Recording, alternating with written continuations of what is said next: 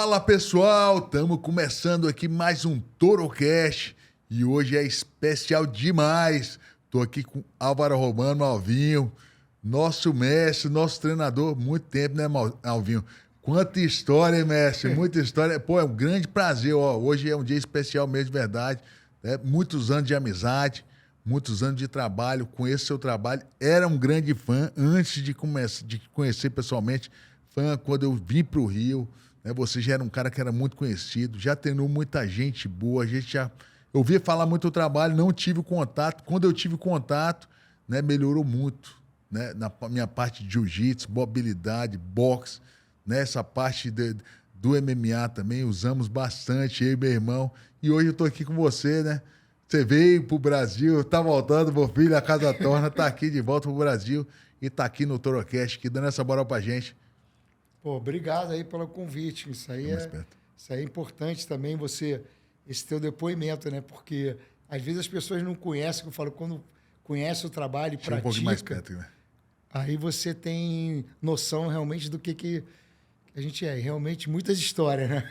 Muita história, né? O mestre estava em San Diego e a gente foi para os Estados Unidos ali, né? No começo nós estávamos em Miami, depois nos mudamos para a Califórnia. Logo quando a gente chegou na Califórnia, teve contato com o seu trabalho ali em San Diego e dali em diante, várias lutas, vários camps, né? Vários UFCs, né? Tanto o meu quanto o do Rodrigo. Sempre a gente acompanhava, né? O Rodrigo... Eu tava ali acompanhando o Rodrigo, depois eu entrei no UFC, você pegou aquele início do Rodrigo. A primeira luta lá no UFC. A primeira luta do UFC, a gente fez um treinamento, fez uma preparação boa ali para essa luta, né? E tem toda uma parte, né? O pessoal fala assim, vê um atleta lutar e acha que o cara chegou, a partir do nada, puf, entrou aquele dia. Pô, tem uma bagagem por trás, tem meses de treinamento, concentração, você tem que botar o cara na atividade, todo um aquecimento para a luta, um aquecimento mental, né? E respiração, a parte de respiração, coisa que você cobra bastante, né? Do cara tá fazendo, tá praticando. O gás, né? São coisas que as pessoas que veem o cara entrar no octógono acham que é só aquilo ali, né? Às vezes eu falo até sobre a ginástica natural, muita gente acha que é movimento de animal só, quer dizer, não tem nem noção, né, da preparação, do conhecimento que a gente tem que ter, a experiência para você fazer um planejamento todo num camp desse, né? Então, são muitas coisas. E, às vezes, o cara, é só respiração. Não, você tem que ter uma visão global de tudo, né? Tem que pensar o atleta como tudo. E quando eu comecei, era uma coisa mais interessante, que depois o esporte evoluiu e a gente conseguia ter uma equipe mais multidisciplinar, né? Com um fisioterapeuta. Mas, no começo... eu tinha que ser o fisioterapeuta, nutricionista, tinha que planejar, tomar conta de tudo, né? Porque não tinha muitos recursos, assim, nas primeiras viagens que eu fiz com o Carson, né? Quando eu treinava o Murilo, era uma coisa, assim, difícil, né? Saudoso mestre Carson Gracie, né? Um dos caras aí, dos grandes nomes aí que desenvolveu o MMA mundial, né? Para mim, um dos melhores treinadores que já existiu, né? Quando após o falecimento do Hollis, que começou depois de 91, quando teve aquele Vale Tudo, né, do jiu-jitsu contra a luta livre, que eu trabalhei ali com o Murilo e com o Fábio Gurgel. Aí abriu os eventos lá fora com o Murilo, aí eu comecei a viajar e os camps eram tudo com o Carson lá. Ficava com ele lá, naquela casa, no apartamento dele em Beverly Hills. Era um quarto-sala que dormiam 11 pessoas, 12. Todo mundo ia pra lá, né? Todo mundo dormia. Eu me lembro que a gente dormia na sala, no chão, 5, 6 pessoas, um do lado do outro. Então, era algo que a gente tinha que ter muito conhecimento para organizar tudo isso, planejar, né? Todo o treinamento ali junto. Mas foi fantástico, foi um aprendizado gigantesco para mim também. E pegou muito atleta, né, mestre? Você falando ali daquele começo, né? Sempre teve muita... Eu sempre falo que o jiu-jitsu com a ginástica natural tem muito a ver, né? O próprio surf também, pessoal do jiu-jitsu, muito praticante de surf e tal. Mas aquele início, né? Você, no meio do jiu-jitsu, com quem que você começou a treinar? Você começou com Hollis ou você veio treinar com Hollis mais graduado? Não. Engraçado, porque essa coisa do surf e jiu-jitsu, que eram os dois esportes que eu praticava. Então, eu comecei no surf, né? Eu morava num subúrbio, mudei ali, mas já vinha de vez em quando para aos 13 anos ali para Copacabana, pegava onda de Subúrbio é planona. onde, mestre? Morava em Ramos, cara, com a minha família.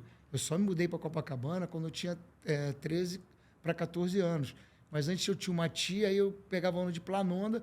Quando eu me mudei ali, 14 anos, fui morar perto do Arpoador, Um pouquinho mais. eu comecei a surfar ali com o pessoal ali do Arpoador. Depois teve o pier. Então, esses foram os meus esportes, o meu estilo de vida. Então, a ginástica natural ela tem a ver com isso, com esse estilo de vida.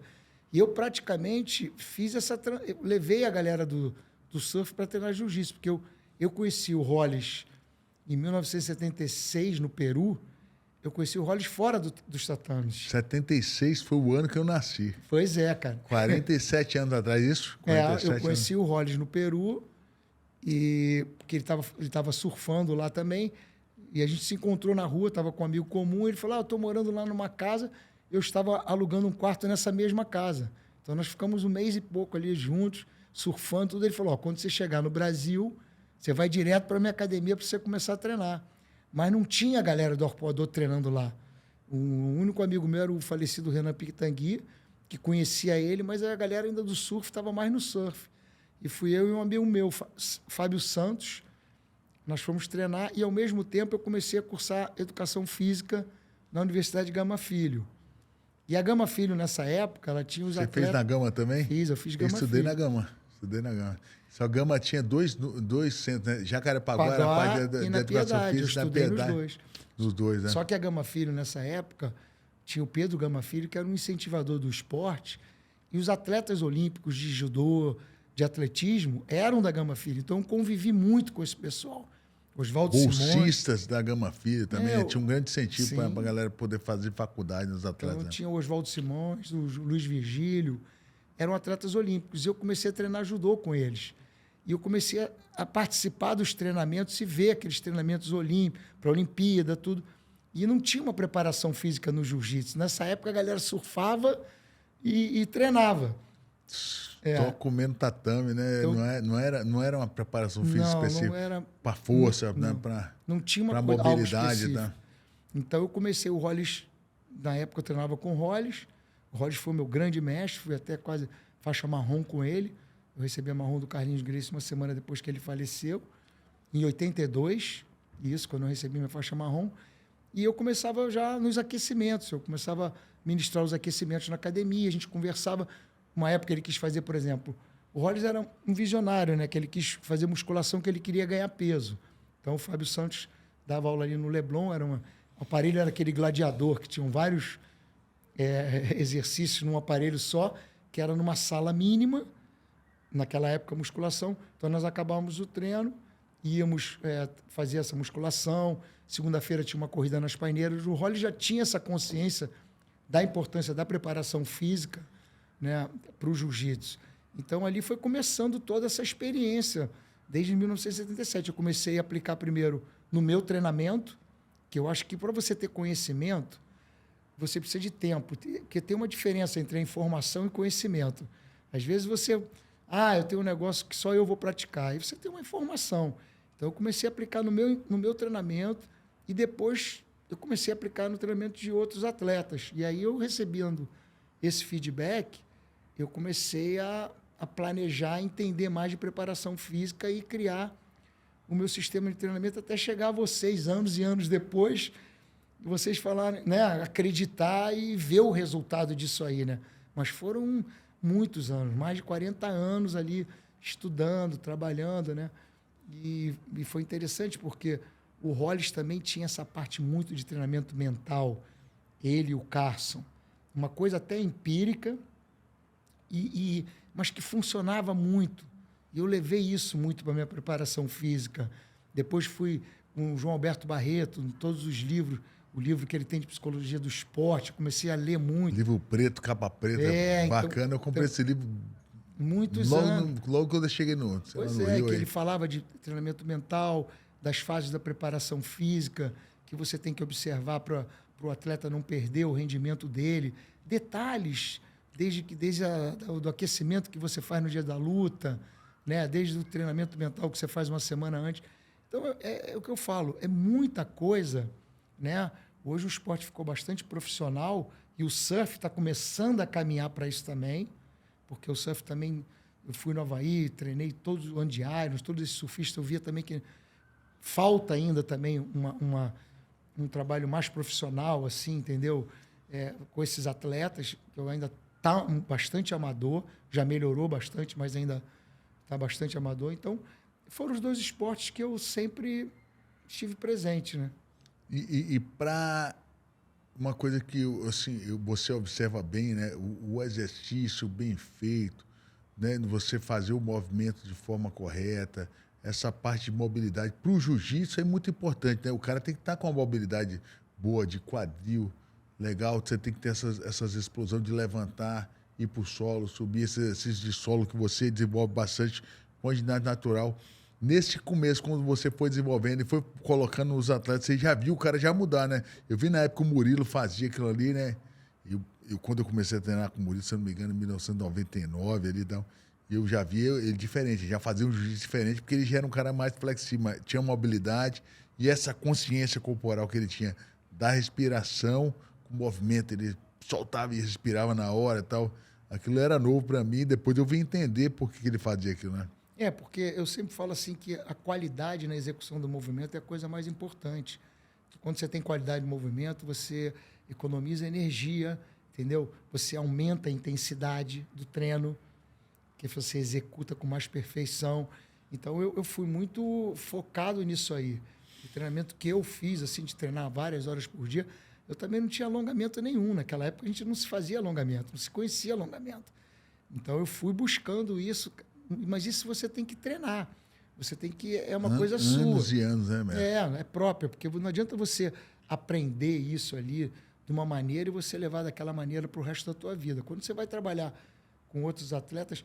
E teve um fator muito importante na minha vida também, foi quando eu conheci o Newton Petroni, o Filé, fisioterapeuta. Esse cara é uma lenda da fisioterapia do Brasil, né? E ele é um grande amigo meu. Sabe muito, né? Não, isso para mim é o melhor fisioterapeuta do mundo.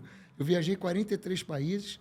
Em Seul, eu certifiquei mais de 100 instrutores, todos fisioterapeutas.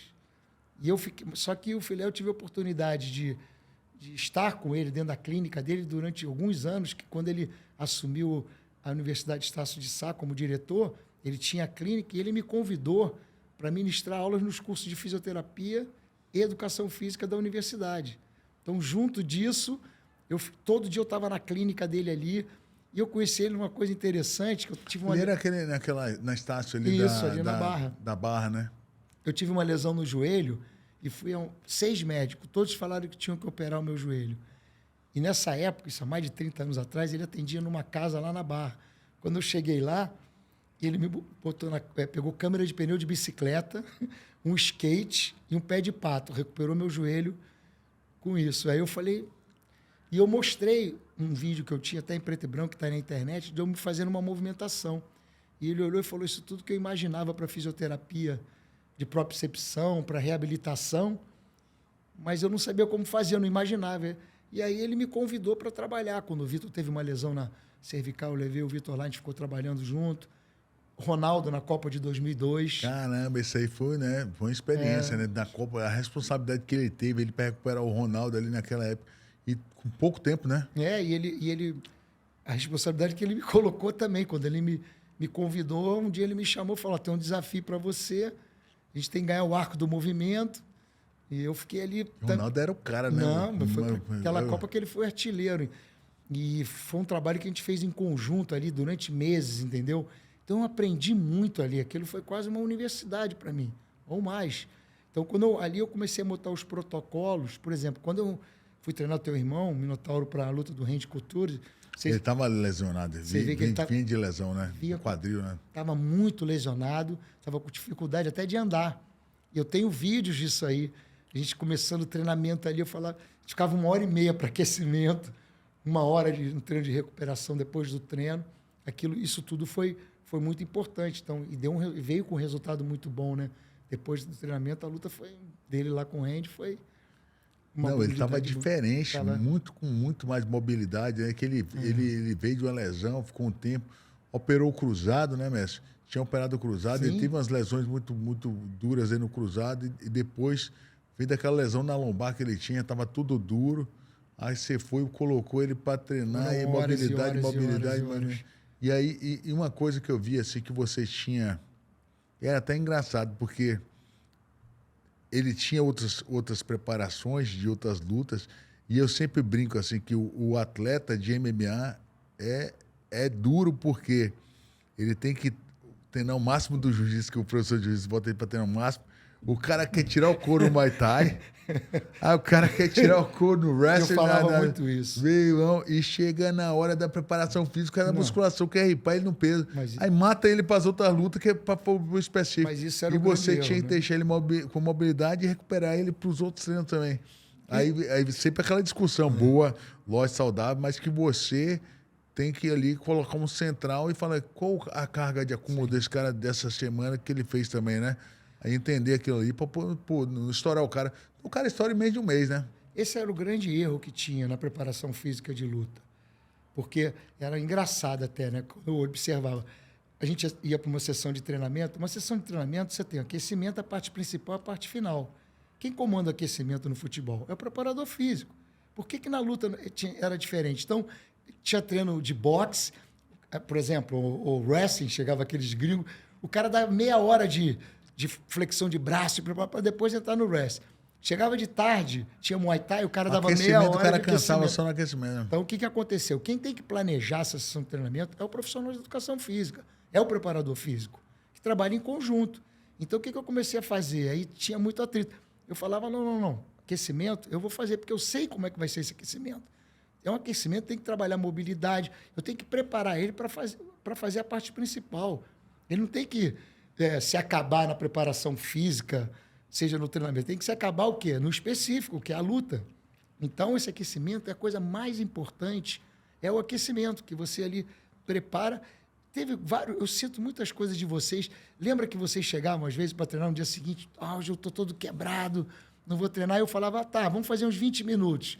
Quando acabava o aquecimento, você falava, estou pronto, recuperei. Então, o aquecimento também é muito treino de recuperação do dia anterior. Então, quando você recupera, faz um bom aquecimento, ele vai render muito. E depois, no final da sessão do treino, quando você faz o treino de recuperação também, ele vai bem, né? Vocês lembram que vocês terminavam o treino com vontade de treinar? Esse é o grande segredo. E aí, no dia seguinte, você rende. Você sabe que o maior índice que tinha no UFC que eu vi era overtraining, todo mundo de overtraining, e lesões. Quantas lesões a galera tinha? Muitas lesões. Cancelando muita luta. Por quê? Você marcava a luta, cancelava e você só tá na segunda. Tipo assim, era luta sim, luta não. Porque o não cara tinha era condição. para fazer, suposto fazer 2 lutas, 3 por ano, lutava uma, no máximo 2. Não, e tinha... Porque sempre cancelava a outra. É porque é muita carga. Não aguenta. Os sparring duro. Era você botar ia um fazer caminhão em sparring cima contra do um cara Fusca. que era um cara do UFC também, de outro nível. Então o sparring era uma luta já, né? Com certeza. Toda semana você fazia uma luta diferente. Porque tinham 2 sparring às vezes por semana. E aí, o que eu fazia? Isso aí você testemunha. Eu sempre falei isso. Durante o camp, a prioridade é a luta. Então, não sobra muito. Então, eu usava um tipo que a gente chama de periodização ondulada semanal. Lembra? Eu sempre perguntava como é que você está se sentindo. Tinha que ter uma avaliação diária. Porque, às vezes, chegava ali e fazia um sparring no dia seguinte. Não, mas tem que cumprir essa programação de levantamento olímpico. Não tem como o cara não se lesionar. Então, antes de começar o camp, a gente pode dar um ênfase maior na preparação física, todo o trabalho que tem que ser feito. Mas durante o camp, não tem, porque você treina quantas modalidades por dia? 2. Então, eu vou falar o que sobrou. Lembra que a gente fazia muito trabalho na piscina? Fazia recuperação na piscina. Muito trabalho de recuperação. E a gente trabalhava força na piscina, lembra? Aham. Tinha treinos puxados ali, de alta intensidade, mas na água. Então, a gente tem que... Para tirar o impacto também, exatamente, tinha que estar sempre monitorando muito isso, porque o treinamento do camp é muito puxado, né? Quantas modalidades? Todo dia, 2 modalidades, sparring. Durante 3 meses, né? Durante 3 meses. E você fica muito desgastado. Já teve camp de 4 meses e tal. Você fica ali, né? Já fizemos. De 4 e também. aí você chega no último mês já tá quebrado, né? Se você não fizer certo, né? A ideia era você chegar no último mês bem, né? Não, tem que fazer o trabalho de recuperação depois da sessão de treinamento. Então, não adianta você programar, vamos fazer o levantamento olímpico 2 vezes por semana. O atleta, às vezes, você faz... Porque tinha dias que o treino você achava que ia ser mais ou menos, e era aquele treino de uma intensidade. Eu cansei de ver isso, lembra? Porra, Chegava lá, era Marco Munhoz, você lembra do Munhoz? Lembro. Pô, Eu vi sparring lá era de vocês. cigano, era, meu irmão. Meu Deus do céu. No dia seguinte, se eu não recuperar, vocês não conseguem treinar. Você tava com o Phil Davis. Pô, tinha uns caras muito Não, duros ali para só- poder treinar. só E cara de nível. lá em San Diego, e aí, às vezes a gente ia pra academia dos caras fazer visita, e chegava lá, era uma luta do UFC. Era. Porque era academia de estranho. Ninguém queria perder e arrancar a cabeça do Do outro. outro. Né? Era mais forte que a luta, né? Era mais intenso que a Às vezes luta. você pegava um cara mais duro que, Não, era uma do que coisa o adversário do UFC ali, O né? volume é muito grande de treinamento, a intensidade é muito grande. Então tem que ter o preparador físico. Por isso que é importante ter um preparador físico, um cara que faz a periodização, que planeja esse treinamento. Tudo bem, você vai. Quando entrar lá no ringue, eu me lembro que eu fazia o treinamento, saía do ringue, ficava assistindo o treino de vocês. Acabou o treino, acabou. Às vezes a galera ia embora, né? A gente ficava ali depois da hora ali, fazendo treino de recuperação, respiração. Aí vocês terminavam bem, dormia bem, no dia seguinte vai treinar direito. Então, isso é uma coisa que eu comecei... Essa ideia da respiração, mestre, nessa de você colocar, introduzir nessa parte da respiração, quando você coloca isso, serve também para relaxar, né? Ter respiração, e ter uma respiração para ativar também, né? Sim. Não, isso é que eu falo, porque essas técnicas de respiração foram criadas há milhares de anos. Isso vem de anos e anos e anos. Ninguém criou a técnica de respiração. O que acontece? Profissional de educação física, você entende de fisiologia, estuda treinamento mental, porque existem determinadas técnicas que, se você aplicar, por exemplo, antes da luta, vai dar tudo errado. Existem... Te relaxa demais, né? Não pode. Então tem você outras... tem que ativar para lutar. Exatamente. Então tem técnicas que você tem que saber o momento certo que você vai aplicar. E isso foi ao longo dos anos. Engraçado que eu tinha atletas que faziam determinada respiração e ele não relaxava tanto, ativava. Tinham outros que eu não podia fazer. Então, muita pelo cara também, né? É pela característica, se o cara... Cada um responde de um jeito, né? É, porque também se você está muito tempo trabalhando com esse atleta, ele já está adaptado àquela respiração. Se você está trabalhando com ele com pouco tempo, entendeu? Então você ele já não está tão adaptado. Então tem que ter cuidado com isso aí. Tem uma coisa que aconteceu uma vez numa luta tua, eu não sei o que foi em Las Vegas, você estava no MGM, eu estava no Mandalay Bay. Nós tínhamos acabado todo para fazer o treinamento todo. Acho que foi na véspera da luta, eu fui pro meu hotel, você me ligou, falou, tá fazendo o quê? Eu falei, vou dormir. Rashad Evans, eu acho, não foi? Hein? Rashad Evans, Aí 2013, você falou, eu acho. exatamente, você falou, não, vem aqui que eu não estou conseguindo dormir direito. Aí eu peguei um táxi. Voltou de novo, pô. Fui para lá, a gente fez um treinamento mental de reproduzir as situações que eu... Se eu saí, já você estava dormindo no chão. Abri a porta, saí quietinho. Aí você Visualiza a luta ali, vai, a gente via a luta, né? visualizar tudo, aí você relaxou, você conseguiu dormir. E às vezes do Rodrigo, por exemplo, no Rende Cultura, eu sabia que ia ter uma pressão muito grande da torcida. Na cidade dele, né? Dele, né? Pois é, isso foi me informar. Joinha me informou isso. Olha, vai ter uma pressão grande. Era o cara, o Capitão América, que era o ídolo lá da Americano, ex-campeão do UFC na época, e nego tava querendo botar ele de novo o cinturão, e botou o Minotauro para poder ele ganhar e nego emplacar um cinturão para ele, né? Mas a gente treinou muito isso. Quando acabava o treino... E eram duas lendas, né? Ele do UFC e Rodrigo veio do Pride, né, cara? Né? Aquela luta foi uma das maiores lutas. E a gente foi considerada a melhor luta do ano, sim, né? Sim. Depois foi um lutão, né, cara? Foi espetacular. A gente trabalhou muito isso. Eu mandava ele visualizar muito, ele entrando no estádio, o pessoal todo gritando o nome do Randy, tudo. Depois o Joinha perguntou para ele se ele não sentiu a pressão, ele falou, não, a gente trabalhou. E eu achava assim, o Minotauro, campeão do Pride, né? Aí teve um dia que eu falei para ele... Ele não vai tremer, não. Mas treme todo mundo igual. Treme igual, não tem jeito. Eu falei, Rodrigo... Você pode ter a bagagem que for, cada luta é uma luta, né? Cara, mas eu me senti meio assim constrangido de fazer isso com ele. Falei, pô, Rodrigo, tô fazendo isso aqui que eu acho que vai ser bom. Se você quiser, a gente não precisa fazer. Ele, o quê? Se eu não fizer isso aí, eu não vou te pagar. Eu quero fazer isso aqui todo dia. Ele mesmo me pediu. Então, a gente ficou fazendo esse trabalho e realmente aquilo... Às vezes o ganho, né, Rogério, é 0,001%. Para vocês é muito, né? É. Um atleta de alto rendimento. Nível, chega no alto nível, tá todo mundo bem, todo mundo ali perto do seu 100%. Cada 1%, cada 0,5%. Qualquer coisa é muita coisa. É a diferença ali, né? Como se fosse um milésimo de segundo. É o diferencial, né? O grande diferencial. Não é chegada uma corrida, é um diferencial, né? Você vai somando aquilo ali. Claro. E uma coisa que eu vi, assim, legal naquela luta, né, eu não estava morando nos Estados Unidos nessa época, eu ficava, né, foi na época que minha filha nasceu e tal, então eu ficava vindo pro Brasil, ia para San Diego, não peguei aquele camp todo. Eu peguei mais no final, né, antes do Rodrigo Passeato. Mas eu vi ele diferente, porque quando eu vim pro Brasil, ele estava machucado, já com o quadril meio ruim, se eu não me engano, foi antes de ele operar o quadril, já estava com o quadril ruim. E com uma lesão de ligamento cruzado que ele operou, depois ficou ali. Então eu vi o Rodrigo muito lesionado. Falei, cara, vai pegar uma luta dura. Depois de tanta lesão, o corpo dele já estava tudo. Aí, quando eu cheguei lá, vi o Rodrigo soltinho, rápido pra caramba. Deu até uma ponteira no Rei de Cultura, se eu não me engano, foi um chute. Chute fez raspagem assim.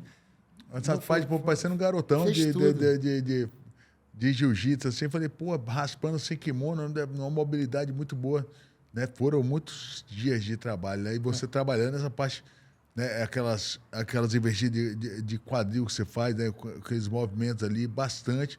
Pô, eu vi ele soltinho, a perna muito soltinha, né? Aquele ali foi o campo mais difícil. Nós ficamos quase 4 meses. Eu ia dormir, às vezes, 2h30 da manhã. Eu parei todos os meus trabalhos, seminário, tudo. Parei tudo. Viagem que você fazia para cá, curso, treinamento, capacitação. Não, fiquei ali direto, a gente ficou direto em San Diego. Eu me lembro que ele foi a Vegas fazer uma reportagem lá. Falei, então tá, te espera aí daqui a 2 dias. Ele falou, não, tu vai comigo, não vou deixar ele treinar nenhum dia. Então a gente ficou ali num intensivo muito grande, entendeu? E eu, às vezes, acabava o treino, demorava, a gente ia comer de noite, no dia seguinte, os horários às vezes eram mais tarde, que ele gostava de treinar, que ele ia adaptando. Então, a gente ficou ali intensivo ali. Foi uma coisa que... A gente tinha um patrocinador, se não me engano, naquela época, o Boni Açaí. O Boni alugou uma casa pra gente, pra vocês, no caso ali, lá em San Diego. E ficou todo mundo nessa casa ali o tempo todo, e camp, né? A Dória foi pra lá, todo mundo foi pra lá. Foi todo mundo. E ficou ali em San Diego, nessa casa, pra já ficar todo mundo perto, né? Não, ficou. E depois a gente foi para Los Angeles também, que o Anderson falou, vamos para Los Angeles.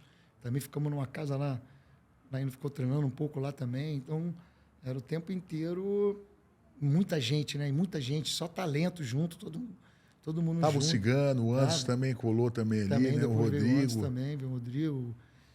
Nessa época aí o Marco Munhoz estava treinando na parte de wrestling com o Rodrigo direto, né? Esse menino era bom de wrestling, né? E tinham vários lá, né? Tinha só, o pessoal era tudo. Depois foi todo mundo, foi lutar o UFC, né? Todo mundo estava dentro do UFC depois. Depois todo mundo. O Cigano foi, né? Tava começando naquela época. Tava começando, né? Não tinha entrado, não. Não, depois ele entrou no UFC 2011, alguma coisa, foi? Depois ele entrou no UFC. Nessa época, eu acho que foi. Foi quando ele estava para entrar, 2008, 2007. Se eu não me engano, foi logo depois. Eu entrei no UFC, se eu não me engano, 2009.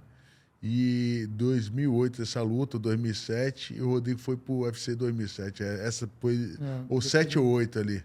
Depois ele entrou. Depois o Cigano entrou logo na sequência, né? Mas ele estava ali, já fazia todos os camps com a gente.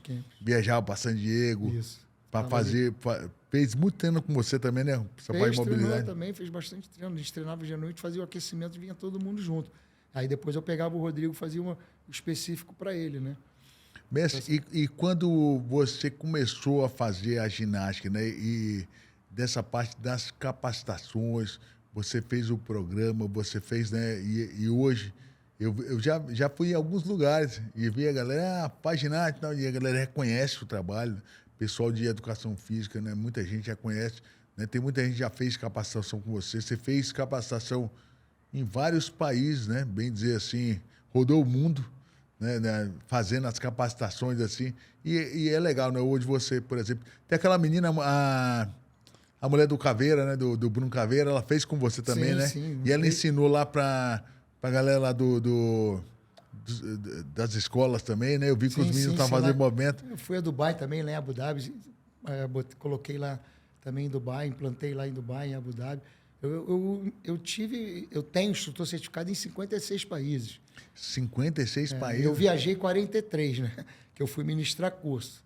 Então, eu me lembro que a Coreia do Sul, cara, em Seul, foi uma coisa assim impressionante, que eu voltava todo ano, tinha mais gente, muitos fisioterapeutas, e lá eles me mostravam antes e depois dos alunos, entendeu? Isso aqui tinha esse problema, olha como é que era antes e depois do trabalho. Isso foi uma pesquisa para mim enorme, uma pesquisa quantitativa que eu tenho muito grande de montar todos os exercícios, protocolo, cada exercício você tem os educativos para fazer. Isso foi para construir algo desse tamanho, assim, no método, para você levar em vários países. E depois você chega nesses países, você vai para a universidade, você está com os melhores fisioterapeutas, você tem que ter um embasamento, né, científico do que você está falando para você apresentar para essas pessoas. No surf, por exemplo, eu tive patrocínio da Hurley, eu trabalhei lá com um fisioterapeuta deles, aí fui para o time de performance depois, lá da WSL, trabalhei com o pessoal lá em Huntington Beach, daí comecei a ter contato com todos esses atletas. Esse fisioterapeuta, ele fazia aula particular, me apresentou várias pessoas também, vários atletas de surf. Eu fui para o Havaí, fiquei lá num projeto da Quicksilver, durante 10 dias treinando todos esses atletas. Tem um vídeo na internet, todos esses campeões hoje ainda eram garotos. Conheceu aqueles deles? Chegou a conhecer lá? Conheci lá também, conheci bastante o Andy Ares, que fez aula comigo lá. Esse garoto que ganhou o Pipeline agora, o Manila, fez aula comigo em São Clemente, ainda era garoto ainda. Então eu treinei esse time dessas grandes marcas, essa garotada toda. Eu tinha um treinamento lá em São Clemente com eles. Então foi vindo a experiência muito boa, né? Não e o surf precisa, né? Você ter essa mobilidade quadril pra caramba, né? E a flexibilidade, a mobilidade mesmo, para poder o cara ter o equilíbrio, subir, descer e fazer o que os caras fazem. Todos os esportes, né, cara? Todos os esportes precisam. Esse trabalho, eu trabalhei com o pessoal de vôlei, futebol, esqui na neve, todo mundo, tive atletas de todas as modalidades esportivas. O surf é a minha praia, né, cara? Então, o surf eu estou desde 77. Eu treinei aqui Vitor Ribas, Fernando Bittencourt. Os primeiros surfistas aqui foram competir, eu trabalhava com eles, entendeu? Eu treinava já eles ali. E foi evoluindo. Mas o surf, eu acho que ainda precisa, por exemplo, dar um salto muito grande. Ainda tem muito... Olha só, a quantidade de talentos que nós temos hoje, sem ter uma estrutura e um planejamento nessa parte de preparação física, né, grande. Imagina a gente com, por exemplo, um centro de treinamento. Nós não temos centro de treinamento. O vôlei tem um centro de treinamento de Saquarema e o surf não tem um grande centro de treinamento. E uma potência, né? Imagina quantos talentos tem no Brasil inteiro. É uma potência. Hoje o surf, né, é uma potência. Não. Depois aí que o surf começou a ir para as cabeças, hoje em dia, cara, tem muito mais surf do que na época. Assim. Digo assim, é de financeiro, de patrocínio, né? Sim. Eu acho que tinha que ter centro de treinamentos em todas as cidades, né, para o fomento desses novos talentos e até trabalhar com toda vez ter encontros com os preparadores físicos, fisioterapeuta, planejar toda essa garotada que está vindo, né? Porque a garotada precisa de orientação, cara. Você está começando no esporte. Rogério, eu conheci assim garotos, minha experiência nos Estados Unidos, quando eu comecei a treinar assim garotos de 15, 13 anos, no Brasil a gente fala é recreação. Eles são, lá nos Estados Unidos, eles eram atletas com 13 anos. Tinha um nutricionista, tinha um preparador físico, e alguns deles já tinham lesão no quadril com 14 anos. Isso é que eu vejo a diferença. O americano, ele começa a treinar muito cedo e ele profissionaliza muito cedo, né? Aí por isso que você vê a diferença de medalhas e tal, porque ele começa tudo muito cedo, né? Mas tinham muitos garotos novos lá, com 14 anos, já com lesão de quadril, já sentindo dor no quadril. Então, hoje, o surf é muito explosivo, muito aéreo, muito impacto. Mudou, tem que ter um condicionamento muito grande. E tem que ter alguém experiente, né, para conduzir, às vezes, isso aí. Então, não adianta ele chegar a fazer qualquer tipo de preparação, fazer um treino funcional que uma pessoa comum, que não tem que ser uma coisa muito específica.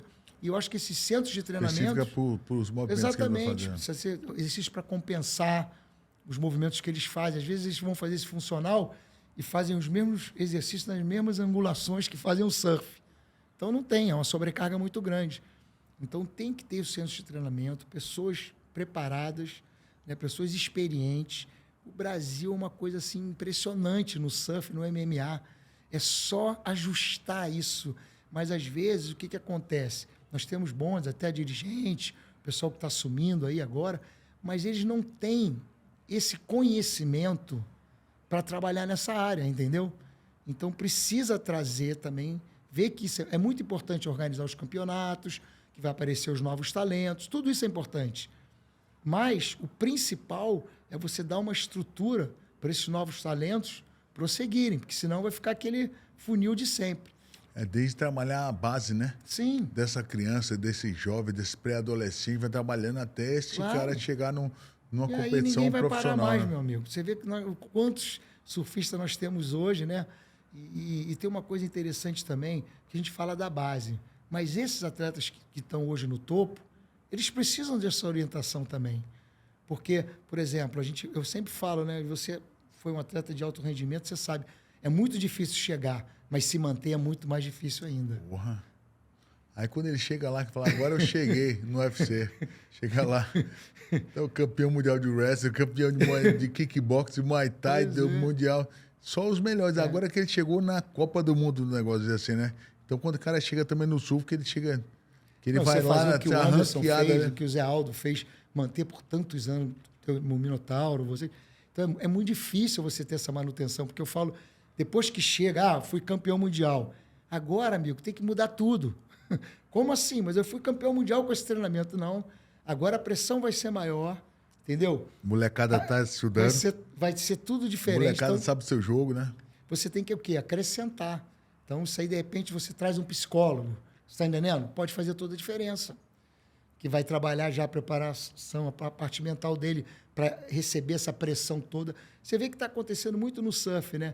De atletas que ganham 1, 2 anos e depois eles pedem para dar uma parada, entendeu? Porque precisam se recuperar mentalmente, a saúde mental. Isso hoje é muito importante. Então, isso tem que ser sendo trabalhado desde a base, entendeu? Vai ajudar muito. Porque você ficar 1 ano fora do circuito, você perde o ritmo. Você ficar 1 ano sem lutar, você perde o ritmo, você perde um pouco a motivação, porque você tem outras coisas como, né, você tem que cumprir, né, agenda de patrocínio. Então, não é o mesmo treinamento, não é o mesmo foco. Então, e outra coisa, a idade está passando. Vocês têm uma carreira curta no esporte. Então, esse descanso... Deixa para fazer. 38 anos, o cara tá velho já. Deixa para fazer esse descanso quando terminar a carreira. Que vai terminar a carreira muito jovem ainda e vai ter todo o tempo. Então, 40 anos, 40 e poucos, porra. Não, é um garoto. Mas já tá jovem demais. Com 68 eu vou fazer. Então hoje vai mudou. fazer 68 anos, mesmo. 68 anos. 68 anos. E a gente fala muito sobre...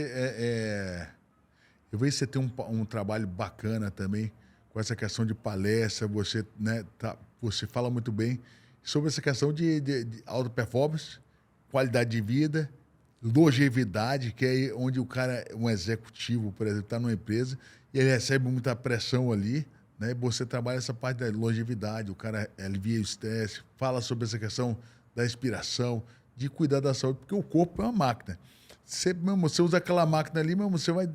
E aí o cara fica perdendo noite, dorme 4 horas por noite, né? E aí você pega, o cara tem um sono tudo errado, e alimentação errada, a parte hormonal já está tudo desregulado. Aí você chega e começa a falar sobre isso. É o que você fala muito, assim, né? Do que você traz, conteúdo das suas palestras, essa questão da longevidade, mas na prática, né? Porque muita gente fala, né, velho? O cara, a dica número 3, o cara tem 38 anos, tá falando de longevidade. Meu irmão, tu ainda tá bebê ainda, né? Aí você chega com 60, né? 60 e poucos. Você tá com 60 aí? 68 eu vou fazer. 68 anos. Pô, o cara acabou de ter uma filhinha, tá com 2 anos, a Ema. Tem uma filha de 2 anos. De 2 anos. Tu começou tudo de novo.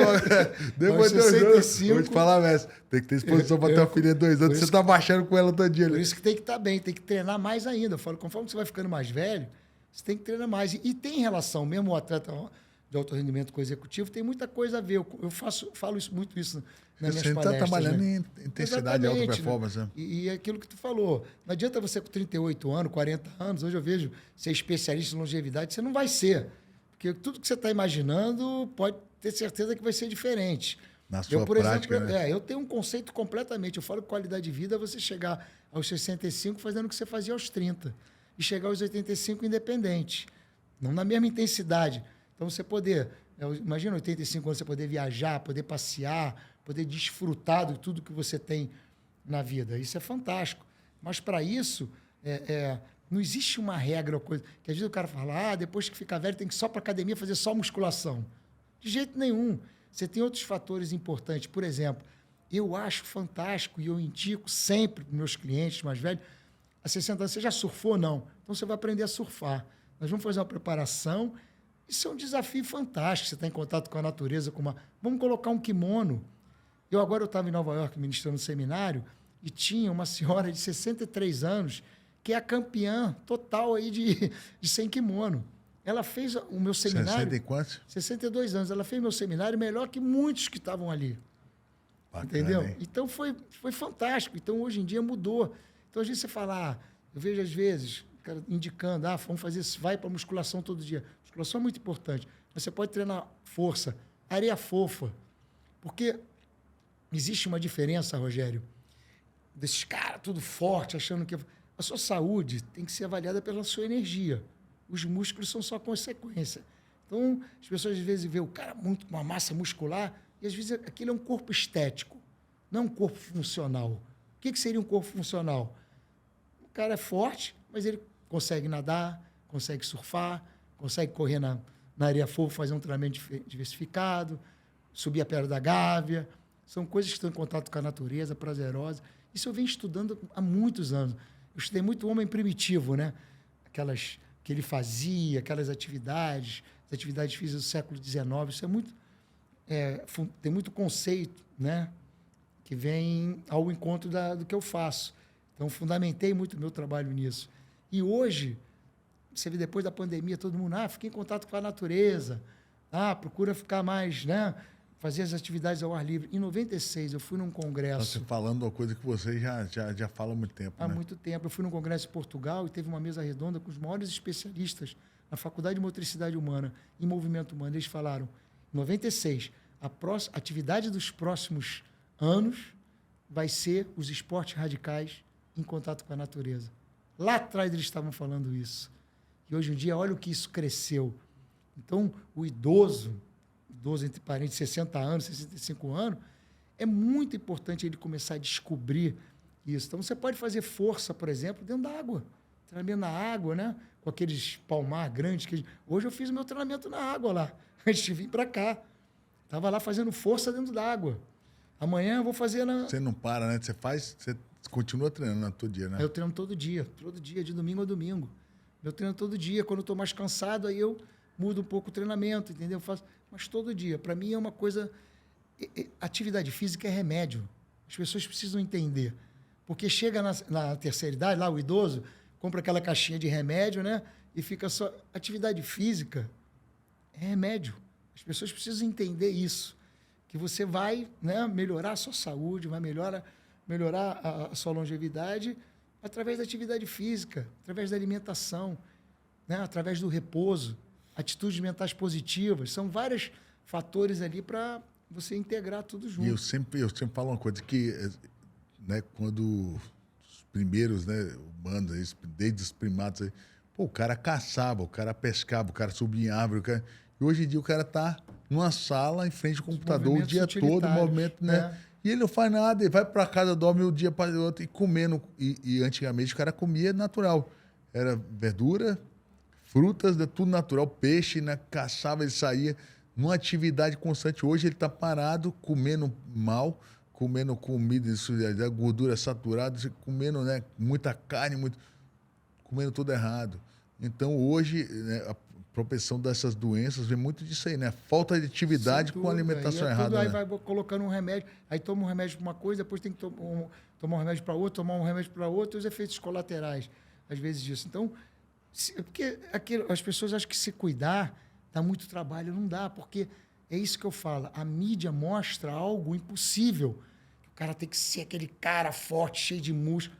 Não existe isso. Você pode ser muito saudável e ser bem magro. Você sabia disso? Você pode ser muito forte e magro.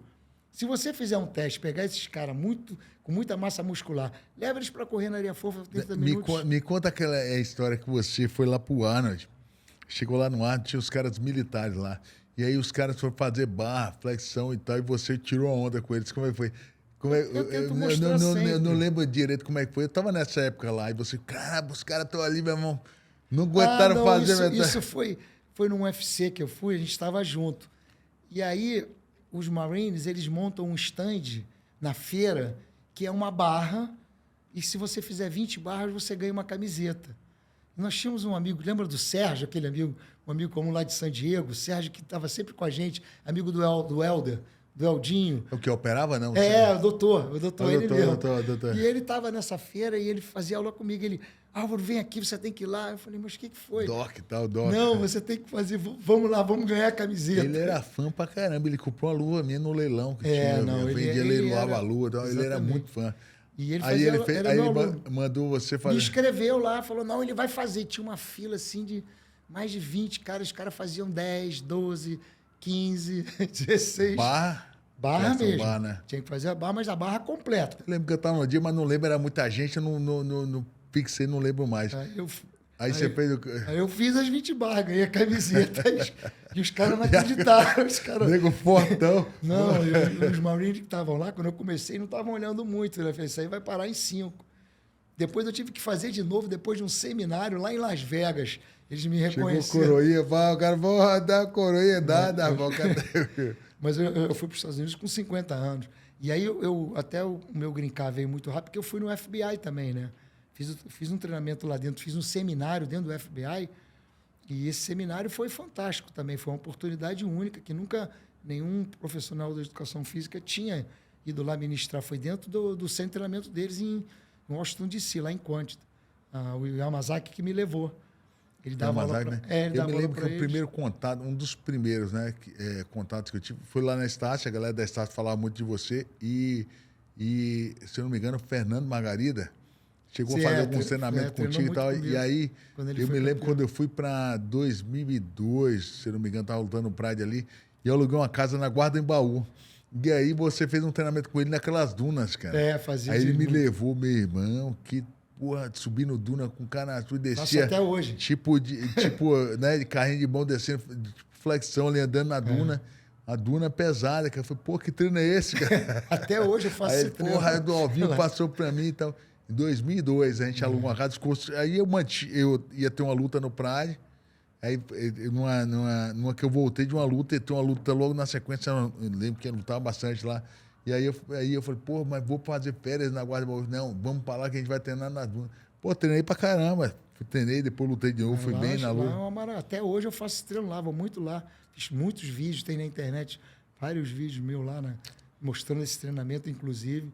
Então, tem um vídeo seu também irado ali que você fez um treinamento com uma galera boa. Você filmou até de drone ali, né? Sim. Você mostrou outro dia, né? Fiz um encontro com meus instrutores. Então, eu estou sempre mostrando as possibilidades de você fazer atividade física, não é? Você não precisa ficar limitado. Diversificar é a melhor coisa quando você faz um treinamento, entendeu? As pessoas precisam dar oportunidade. Hoje, na minha época, a universidade era muito...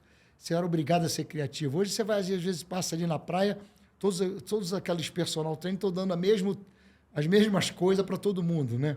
Então, as pessoas não estão mudando tanto assim. E eu acho importante mudar. Eu acho que treino na água é fundamental. Treino na areia, treino de força, treino no contato com a natureza. Academia também, musculação também. Mas aí porque você pode ir para a academia, fazer um treino de musculação. Na minha casa, onde eu estou morando hoje, eu tenho kettlebells, eu tenho tudo lá. E eu faço um treino de força lá dentro, faço barra, faço tudo. Eu gosto de treinar força, eu treino quase todo dia, mas de forma variada, de forma diversificada. Então, é isso que eu tento mostrar nas palestras. Como isso é acessível. Ah, mas eu sou um executivo que trabalho tantas horas por dia. Mas você precisa deixar, às vezes, meia hora, 40 minutos, todos os dias, para você fazer uma atividade que você vai render mais no seu trabalho, entendeu? O cara está bem, está energizado, né? Exatamente. Porque está praticando atividade física, vai dar energia, né? E, às vezes, pode fazer até no ambiente de trabalho. Então, é isso que eu tenho mostrado nas palestras, porque é uma palestra teórica e prática. Então, isso tem mudado muito esse conceito, às vezes, de palestra, só de ficar falando na teoria, não. É importante as pessoas vivenciarem como você vivenciou, como atleta, sentiu aquela diferença e falou, é por aqui que eu vou. É esse caminho. Então, nós temos deu sobrevida e lutei até, se eu não me engano... Sim. 44 anos, pô, lutei até 2020 aí, bem, e fazendo toda a luta, eu chamava você, a gente fazia o camp, né? trazia você já veio para o Brasil para luta Sim. minha no Brasil, quando eu comecei a lutar mais no Brasil. Nas lutas lá nos Estados Unidos era certo você estar junto ali. Isso aí que deu sobrevida. Talvez o cara que aposenta, peso pesado aí, aposenta 40 anos, eu fiquei Sim. até 44, quase 45. Sim. Né? Desses 4 anos foi onde eu vi que a questão da saúde, né? Até o pós-carreira, né? Sim, Você pra você depois manter termina de depois. lutar, você ainda tem que estar bem ali fisicamente, Sem né? dúvida. E, cara, o Brasil, assim, eu viajei para muitos congressos fora do Brasil. O profissional de educação física brasileiro e o fisioterapeuta são os melhores do mundo. Do mundo. Eu senti isso, sabia, mestre? Eu tive uma lesão nos Estados Unidos Eu não tenho dúvida pubalgia, na virilha. Porra, o negócio não ficava bom nunca. Eu fiquei um ano sofrendo e toda vez dava fisgado, uma lesão muito grande. Ficou até um caroço assim depois. Aí eu comecei a vir pro Brasil para fazer fisioterapia. Os caras deram um jeito em mim. Pois é. Mas enquanto eu estava nos Estados Unidos fazendo fisioterapia, ela não estava boa, não, cara. Mas eu quero. A piscina foi bom para mim também. Mas você vê, lá eles têm os recursos, né? Tem a tecnologia, tem tudo. Tem os profissionais. Mas aqui, a criatividade, né? A gente aqui trabalha muito com movimento. Então, nós temos os melhores do mundo, eu não tenho dúvida nenhuma. Principalmente na área de educação física. Agora, às vezes é aquilo. Nós sabemos disso, mas o cara está sempre dando atenção para aquilo que vem lá de fora. Então, o meu método hoje, que eu tenho, ele é copiado no mundo inteiro. Normal, graças a Deus, porque realmente é uma coisa boa, foi copiada. E eu tinha brasileiro que eu encontrava lá nos cursos que iam fazer com uma pessoa que estava, né, usando, mas nunca fez comigo. Então, tem essa tendência também, assim, de não acreditar, né? E quando eu fui para os Estados Unidos, eu vi muito isso. A valorização que eu tive lá fora foi uma coisa, não que eu não tive aqui no Brasil, mas lá eu fiquei impressionado. Eu chegar no FBI, acabar meu seminário, o chefe chamar os novos agentes, pedir para eu ligar meu computador e ministrar uma palestra sobre o meu método. Contar a minha história para eles. Isso foi muito interessante. Eu estava em Dubai, o cônsul da embaixada em Abu Dhabi dos Estados Unidos, ir lá no meu seminário, me convidar para ministrar um seminário para os Marines, para os agentes do DIA que trabalhavam na embaixada, que eram agentes especiais. Então, você vai vendo. Eu fui pela Associação de Fisioterapia, aprovou meu trabalho para ensinar para os fisioterapeutas no hospital no estado de Illinois. Então, foi coisas assim que foram acontecendo, né, de eu ver o reconhecimento, que foi muito mais rápido que no Brasil. Mas tu acha que isso... Eu já senti isso também, né? Quando você é reconhecido lá fora, o brasileiro depois te reconhece. E mais o americano, eu não sei se é o americano ou até o próprio europeu também, ele reconhece as coisas boas, né? Fácil. Quando é uma coisa boa, né? Ele reconhece. Quando ele vê o trabalho, que você tem uma base científica, que o negócio é legal mesmo, e que ele consegue usar na prática e ver que aquilo faz efeito, o cara valoriza pra caramba, né? Então, até você vê assim, os seminários que a gente faz lá fora, é diferente, valorizado, o cara paga mais e tal, e a quantidade de gente que você consegue botar lá fora é maior. Eu vejo muito isso, essa valorização lá fora, até do trabalho do brasileiro ou do bom trabalho, né? Porque não é qualquer brasileiro que vai chegar lá e fazer uma coisa diferente. Mas uma coisa boa desvaloriza, né? Tem uma história. Tanto que o meu exemplo, cara, foi assim: eu ganhei o meu green card em 4 meses, por habilidades extraordinárias. Habilidades o advogado extraordinárias, falou: você tem algo que vai ser bom para o país que aqui não tem. Entendeu? Quando eu mandei todo o material para lá, para eles avaliarem, e quando eu fui lá no FBI, eu mostrei as fotos, falei: ó, eu tive aqui dentro do centro de treinamento, porque não é. Eles lá têm toda a tecnologia. Não falavam precisar de um brasileiro. Até quando eu entrei lá, cara, os caras meio assim, pô, um brasileiro, que esse cara... Normal, o que vem fazer aqui? Nós somos, né? Temos estudos aqui que nós precisamos. Mas quando você mostra algo diferente, e aí você... Entendeu? As pessoas conseguem entender. O cara isso. consegue entender, já dá uma valorizada. Exatamente. Mas eu acho assim, muito... Eles valorizam coisa boa, mas eles levam a sério muito o trabalho, Sim, né? sim. Quando você falou, às vezes um menino lá de 14 anos é quase um semi-profissional, um molequinho. Sem dúvida E o nenhuma. americano, ele é muito assim. Então, ele vê uma coisa que vai acrescentar para ele, vai ajudar ele paga, ele vai, ele é presente. Eu vejo muito isso. O cara leva... Talvez aqui a gente leva muita coisa pro lado do hobby, né? Sim, sim. E lá o cara já vê com profissão. Você vê um molequinho de 10 anos já querendo ser jogador. O moleque já quer ser o jogador de futebol americano. Ele já decide aquela profissão criança ainda. E o pai investe e vai para cima. Investe muito, investe Eu muito. vejo muito isso aí dos americanos, né? E tem os locais. Então, aquilo que eu falei, fiz um trabalho na Hurley, lá que eles tinham um Hurley Surf Club. Eu ia 2 vezes por semana até Newport. Aonde? Lá em Newport, com a Hurley. Dentro da loja deles tinha um galpão e eu ministrava treinamento lá dentro para os surfistas que vinham de tudo quanto é lugar. Aquilo que eu falei do centro de treinamento aqui. Então, aqui precisa ter... Eu conversei até com o pessoal que assumiu agora a Confederação Brasileira de Surf. Eu estive na ISA como preparador físico do Brasil, em Biarritz, na França, e aí mudou, e a gente conversou, eles estão com um projeto muito legal, estão com campeonatos, com tudo, tenho grandes amigos ali, mas precisa ter um profissional dessa área também, ali, porque essa parte do centro de treinamento, do planejamento desses novos atletas, até de fazer, por exemplo, encontros com grandes profissionais da fisioterapia, né, da educação física, psicólogos, para ajudar até esses atletas que estão lá na elite do surf mundial. A gente fala sempre assim, tem que ter um cabeça branca de vez em quando, né? É sempre bom, né? Para orientar. Não foi no meu caso, em todas as áreas. Isso aí é muito bom. E aí, planejar um treinamento e até para o cara não fazer tudo que, como eu te falei, vai estourar o cara, né? Tem que botar tudo que todos os treinadores propõem. E aí faz um planejamento único e aí isso vai ser distribuído em todas as cidades do Brasil e vai seguir um protocolo para trabalhar isso aí de prevenção de lesões, aumento da performance, treinamento mental. Isso seria fantástico. Isso aí ia dar esse é um passo gigante. O Brasil já tem esses celeiros todos aí. Tu vê aparecendo. Que você acha que o brasileiro tem, né? Que raça é essa que os caras são... o surf muito talento, desenvolveu, né? De uma maneira assim...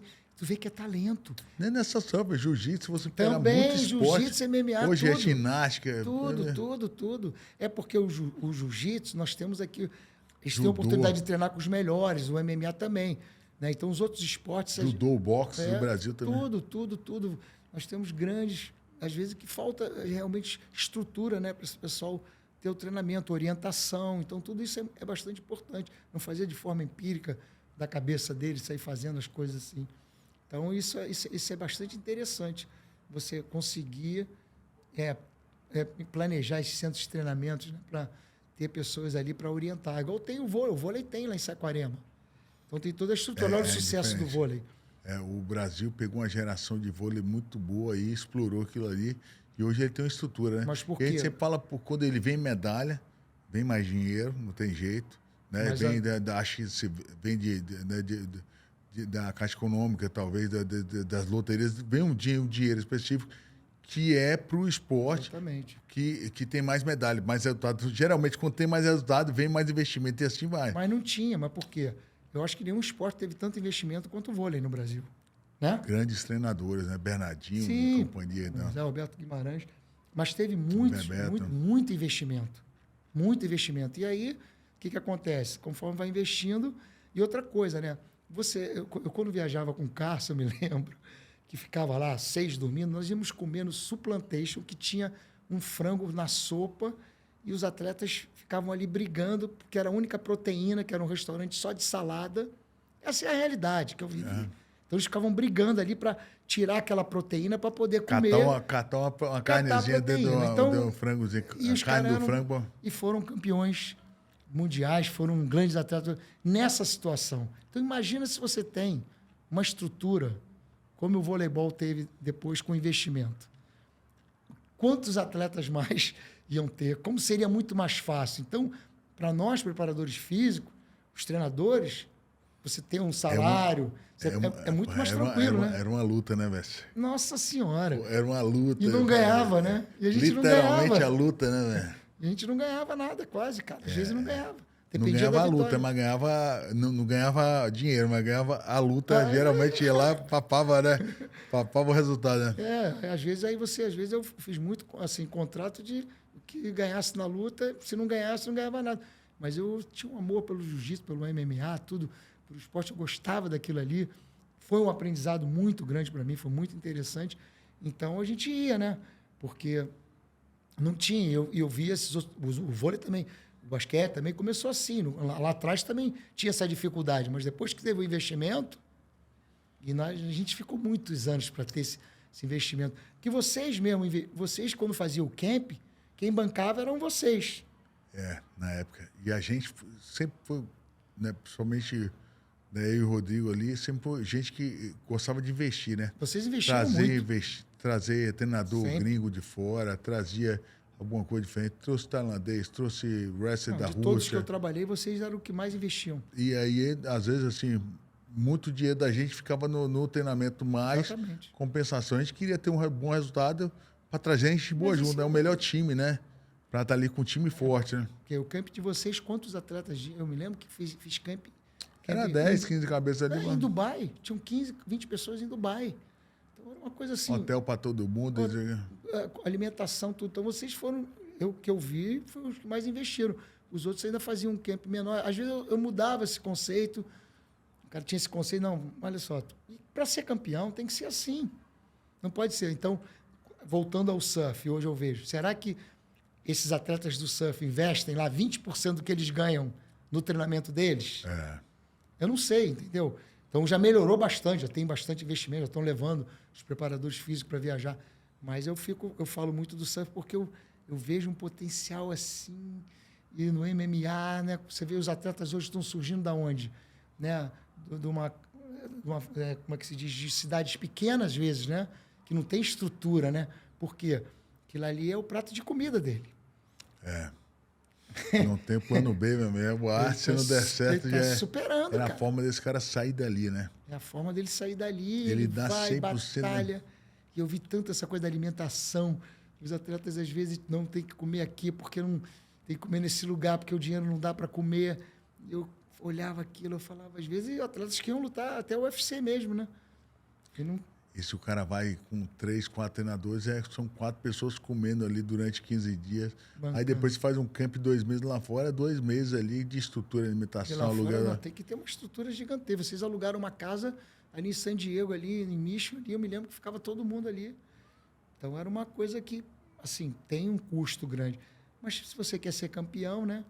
E aí depois que o resultado vai vindo, o investimento tem que ser maior, né? Para te dar mais estrutura, para ficar mais tranquilo para você. Então, acho que tem que ser investido muito nessa parte mental, na parte da psicologia do esporte, tudo isso. Isso aí eu me lembro que você trabalhava muito com a gente, essa parte mental, e falava muito, né? E depois do treino, fazia um recuperativo ali, um treino recuperativo, alguma coisa, da parte de flexibilidade, depois a respiração. Sempre estava passando um pouco do que vai acontecer na luta, para a gente entrar na situação. Imaginar a luta, né, daquele dia, como é que vai ser, lembra? Senta aí, vamos imaginar a luta. Até o cara, tinha vezes que você saía do quarto, o cara tava dormindo. Ficava meditando ali, às vezes a luta ali, meditando aquela situação e tal. Daí depois o cara, aquilo ali era uma coisa que era rotineira, que você criou, né, foi desenvolvendo nos atletas aquilo ali e dava até uma paz pro cara, pô, fiz meu melhor, tô imaginando a luta, chegava no dia da luta, parecia que aquele déjà vu, né? Que o cara já viu aquela situação antes. A situação já vem diferente. Eu praticamente me especializei nisso, porque eu, por ter sido atleta de jiu-jitsu, e eu vi... E foi uma coisa engraçada. Eu me lembro que aconteceu no desafio do jiu-jitsu e que teve no Maracanãzinho. Eu acho isso das antigas, mas eu acho... Não, essa é muito antiga. Sei lá, foi antes de 96 ali? Foi antes de 90... Foi 91, foi aquele que teve lá. Foi antes disso, eu acho. Caramba, eu estava nem no Rio, eu estava lá na Bahia ainda. Eu só sei que tinha um dos atletas, até o Inácio, amigo nosso, que ele estava na cidade trabalhando, faltou um cara, o fulano não vai poder lutar. Ele falou, leva a sunga para mim que eu luto lá. E o que eu comecei a observar ao longo dos anos, atleta de jiu-jitsu também? Você tinha atletas que se preparavam muito. E durante a semana, o psicológico afetava tanto que o rendimento dele caía demais. E você tinha atletas que não se preparavam tanto, mas tinha um psicológico muito forte e ganhava a luta com tranquilidade. E o que assim, você acha que é essa parada? Cara, vários fatores. Então, você tem aqui, o atleta introvertido. É uma outra situação do extrovertido.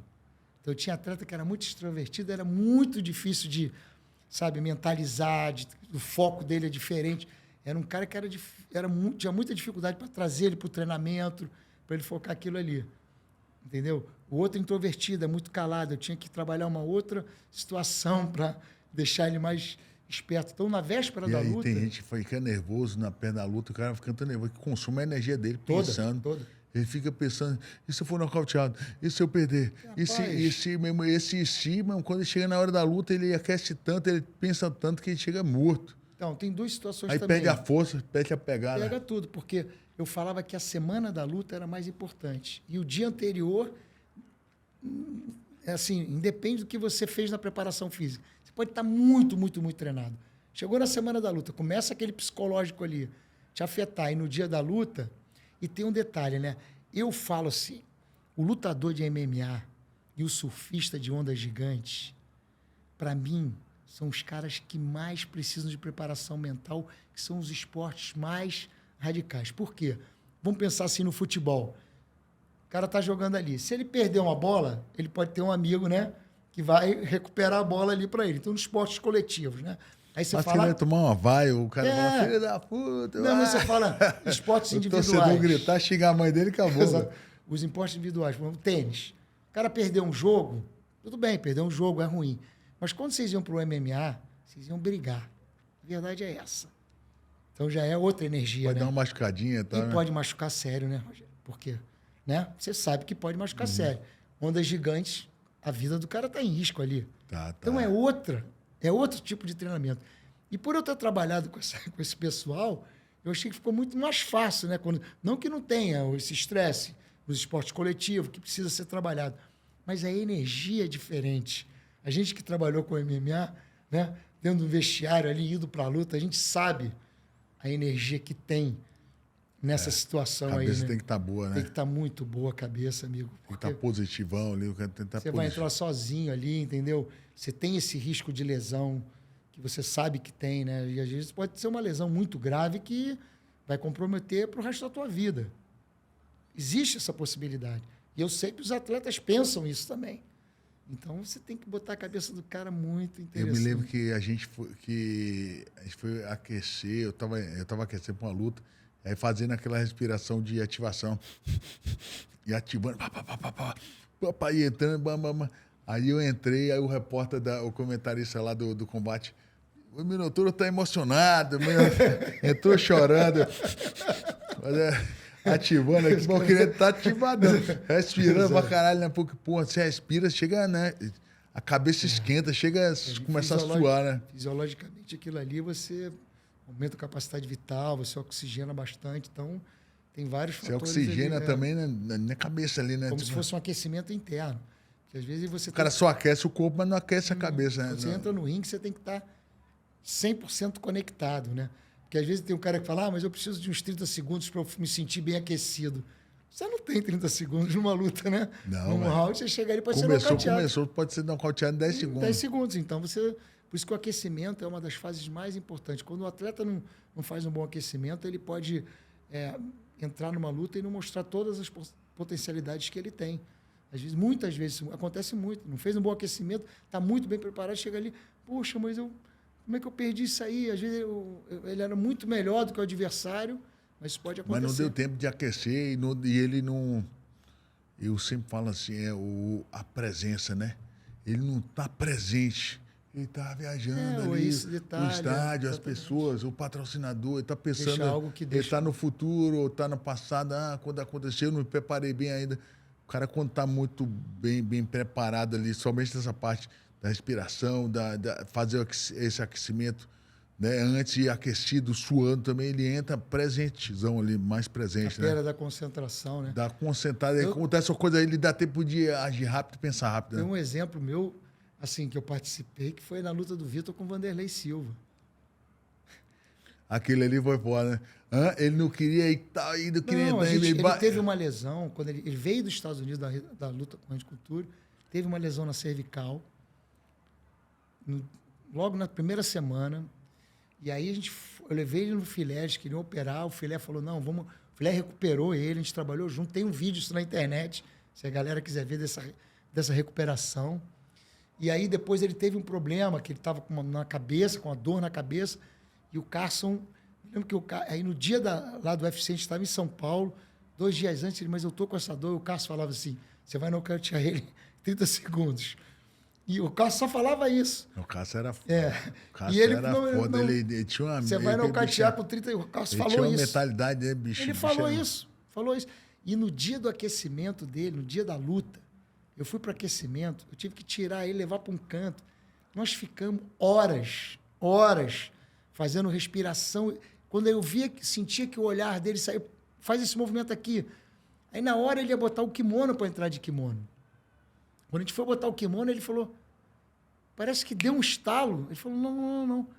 Ele saiu entrando, ó, se você vê o vídeo, ele entrando, ele andando rápido, todo mundo já indo atrás dele. Eu falei, rapaz, o cara mudou de uma hora para outra, entrou ali e fez aquela luta que ele ganhou em 20 e poucos, 20 30 e poucos segundos, segundos, eu não sei. Ele deu uma metralhadora, uma rajada de metralhadora, e você... E todo mundo ficou assim. Aquilo ali para mim foi, eu falei, rapaz, é tudo a cabeça. É a cabeça que vai comandar isso aí sempre. É aqui que eu vou me especializar. É aqui que eu vou estudar. É aqui que eu vou, entendeu? Aplicar, ver os resultados. É nesse ponto aqui que vai fazer o grande diferencial de tudo. E o que fez, né? De todas as lutas Não que é eu só fiz, o corpo, né, mestre? Não é só parte Não do teve. corpo. O Eu, cara graças pode a estar Deus- bem fisicamente, mas se a cabeça dele quando também eu não estava tiver... com todos esses atletas e que fizemos todo o planejamento, nunca teve uma derrota. Não é porque eu sou o melhor, mas é por causa desses detalhes, entendeu? Que eu sempre dei um ênfase. E às vezes as pessoas não entendem, né? Quem está em volta, né? Não consegue entender, acha que isso é besteira, isso não precisa. Então isso acontece muito. Então você ainda tem que... Acontece demais, né? Você viu Demais. muito isso, né? Às vezes você vê o cara bem, mas no dia da luta, se ele acordou, na pá virada, ele não acorda bem, meu irmão. Você tem que botar ele bem. E aconteceu já, se der a gente um caminho pra luta, porra, mestre, tá com a dor aqui. Vambora. Aquece, gente. Aquecer até de manhã. Eu me lembro que você fazia assim, vamos aquecer de manhã. Fazia 3 aquecimentos. Fazia 3 aquecimentos à tarde, vamos lá no parque, tal, dá uma respirada de novo, dá mais uma aquecida. E à noite você vai aquecer de novo para lutar, não é isso? Se a gente ficasse dormindo o dia todo, você Não. acorda mesmo, você acorda meio que cansado. E não né? é nisso, se não fizer nada, a cabeça começa o quê? A ficar, pensa aí, vou lutar com aquele cara. E o se eu gancho. tomar o chute? E aquele chute rodado dele? Aquele, Isso desgasta, né? Isso desgasta mentalmente e fisicamente. É. Então, o que eu faço? Eu já vou lá de manhã, vamos respirar. Respiração. Aí dorme, descansa, aí almoça. Né? Antes de ir para a luta, a gente já faz todo o treino de mobilidade dentro do hotel. Porque no vestiário não tem espaço para a gente fazer, às vezes tem muita gente. E lá dentro do vestiário é só tempo de reação, né? Motivação. Então, a gente fazia 3 aquecimentos. Muitos esportes, eles utilizam. O vôlei vem muito dessa escola também, né? Eu vi uns russos fazendo isso na época lá do Pride, ali, o Fedor, os caras assim, dando 2 aquecimentos, 3 aquecimentos também no dia, acordando cedo, aí o cara Mas dá tem que ser muito controlado. não Você fazer não- nada demais para não Não, cansar, você o cara não não chega pode- cansada. Eu já vi É só atleta- estímulo, né? São e determinados estímulos, porque eu falo que, sabe o avião, quando vai subir, ele já não liga logo o motor a todo e já vai subindo. Ele vai, joga aqui, aciona aqui a turbina, para quando ele chegar ali. Então, quando você entrar lá no ringue, você tem que estar no auge, né? Tanto físico e mentalmente ali, totalmente conectado. Vou dar uma pausinha aqui para servir aqui o Minotauro Energy Drink, que nossa bebida campeã aqui, ó. Chega aqui, mestre, dá um golinho aí. No preto, no descopo preto, tem um gelinho aqui. Deixa eu tirar um pouquinho dessa aqui. Ficou uma água aqui. Já derreteu o gelo. O papo foi bom que eu esqueci, rapaz, de servir o Minotauro. Tem muita história e muito papo, né? Hein? Pô, muita coisa. A gente tem... Dá pra fazer uns 3 episódios aqui. Olha. Mas é bom a gente passar essas histórias, essa experiência aí pra turma, né, pro pessoal. Não, e como você falou, mestre, tem muito detalhe que o cara não vê. Ele chega no atleta ali e aí o atleta, às vezes, passou por um detalhe que ele não fez, ele não aqueceu bem, ele não teve uma boa preparação, ele não chegou confiante e tal. Se ele não tiver pessoas que têm experiência para estar do lado dele ali, na hora ali, e consertar aprumar o voo ali, ele, né? O cara fala, não, vamos ajustar aqui esse dia aqui, pô, você não acordou bem. Ou então o cara tem uma lesãozinha que é pequena, mas ele acha que aquilo ali já cresce na cabeça dele, caralho, eu tô lesionado, e ele foca naquela lesão dele. Pô, chega na hora do desempenho, é uma merda, porque a pressão muito grande. Aí chega lá dentro, ele depara com 40 mil pessoas em cima dele, patrocinador, a pressão, e o cara vai e não vai bem na hora, né? A gente tem grandes profissionais aqui, como eu te falei, que podem auxiliar. Então, às vezes eu falo, tem muitas ideias boas, às vezes os dirigentes, pessoas que estão aí no surf, no MMA, você vê o Carlinhos faz hoje um campeonato mundial que é nível olímpico, né? Quando você vai lá fora assistir aquele campeonato ali, aquilo é o Carlinhos Gracie, a confederação. Então, O jiu-jitsu cresceu muito, né? não, dá gosto de você ver. A gente que começou lá a lutar, eu lutava por uma medalhinha de geleia de mocotó, cara. Eu tenho até hoje lá em casa, a gente não estava lá no subúrbio, esperava várias horas. Mas, assim, a gente ia pela paixão, porque também o Hollis e o Carson foram uns caras que motivaram muito, né? A gente ali, né? Sempre estar na competição. Eles tinham um amor pelo esporte muito grande, né? Aquela academia ali em Copacabana fez história, né? Ali era a Figueiredo, né? Na Figueiredo Magalhães. Aí era o segundo andar da Figueiredo ali. Aí o Hollis dava aula também em outra sala lá embaixo, né? Porque embaixo... segunda, quarta e sexta era o Hollis e terça, quinta e sábado era o Carlos. Tinha umas salinhas embaixo para aula particular. Então, terça e quinta, o Hollis ficava ali embaixo nas aulas particulares, entendeu? Eles eram irmãos, né, mestre? Sim, sim. Filhos do Carlos. Isso. Só que o Hollis, eu acho que uma época ele foi morar com o Hélio. Ele chamava... muitas vezes vi ele chamar o Hélio de pai também, os dois. Tanto o seu Hélio quanto o seu Carlos. E o seu Carlos e o seu Hélio, eles iam assistir os treinos. Ficavam sentados ali no banco. Eu tenho um vídeo treinando com o Hollis, que tá aí no YouTube, lá em Itaipava, na casa do mestre Hélio. Eu o mestre Hélio de vídeo. juiz. 7 minutos um treino, eu era faixa azul ali. Então ele me convidou, não, vamos lá com a família para treinar. Ele já era preta já, mestre? O Hollis? Ah. Sim, eu jogo o Hollis, já era um manja, foi aquilo ali já... Eu só conheci o Hollis de preta. E ele ali era o líder total da família. É verdade que naquela época, assim, não é lógico, o Rickson é o cara, né? Mas naquela época, o Hollis era o linha de frente da família, né? Era o cara que, assim, o melhor na época. Ele misturava muito com outras lutas, ele trouxe um pouco de wrestling, ele é um cara que gostava de viajar, praticar, trazer coisa diferente, essa parte física também que ele investia. Sim. Ele era um cara, assim, que era um cara a ser batido, né, na época, que ninguém ganhava do Hollis, né? Não, ele era o líder total. Por exemplo, até nesse aspecto, um outro aspecto interessante, ele viajava muito, ele trouxe uma câmera de vídeo, esse vídeo até que tem, eu treinando com ele, porque ele trouxe aquelas câmeras de videocassete, e ele foi o primeiro a filmar, ele filmava os treinos na academia. Depois a gente assistia. Ó, tá vendo? Olha que você fez. Olha só como ele estava muito à frente. Então, ele já fazia filmagem desses treinamentos, tanto que esse dia ele levou para filmar. Ele filmou. E eu pensava, onde é que está essa fita que eu me lembro que ele filmou nesse dia? Eu estava em Londres, cara, fazendo seminário, dentro do hotel, eu vi na internet, eu falei, aquele dia lá a gente treinando. E apareceu depois, tem o Fábio Santos também treinando com o Roller. Foi um dia que treinou todo mundo lá, mas só estava o pessoal da família, né? Acho que tava os dois ou tava só o mestre Hélio Gracie ali nesse dia? Tava o Carlos também? Ou não, tava o mestre Hélio que comandou tudo. A gente estava lá, em determinado momento ele falou, trouxeram o kimono? Sim, então vamos lá. E ele é que determinou, você treina com o tempo. Aí o Hollis treinou nesse dia com o Rickson também, ele me chamou para fazer esse treino. Depois no final, né? O Rickson era mais novo, né? Era bem mais novo, era bem mais novo. O Rickson era o quê? Qual a diferença de idade dele pro Hollis? Eu acho que não sei, acho que, talvez 8 anos, uma coisa assim, mais ou menos.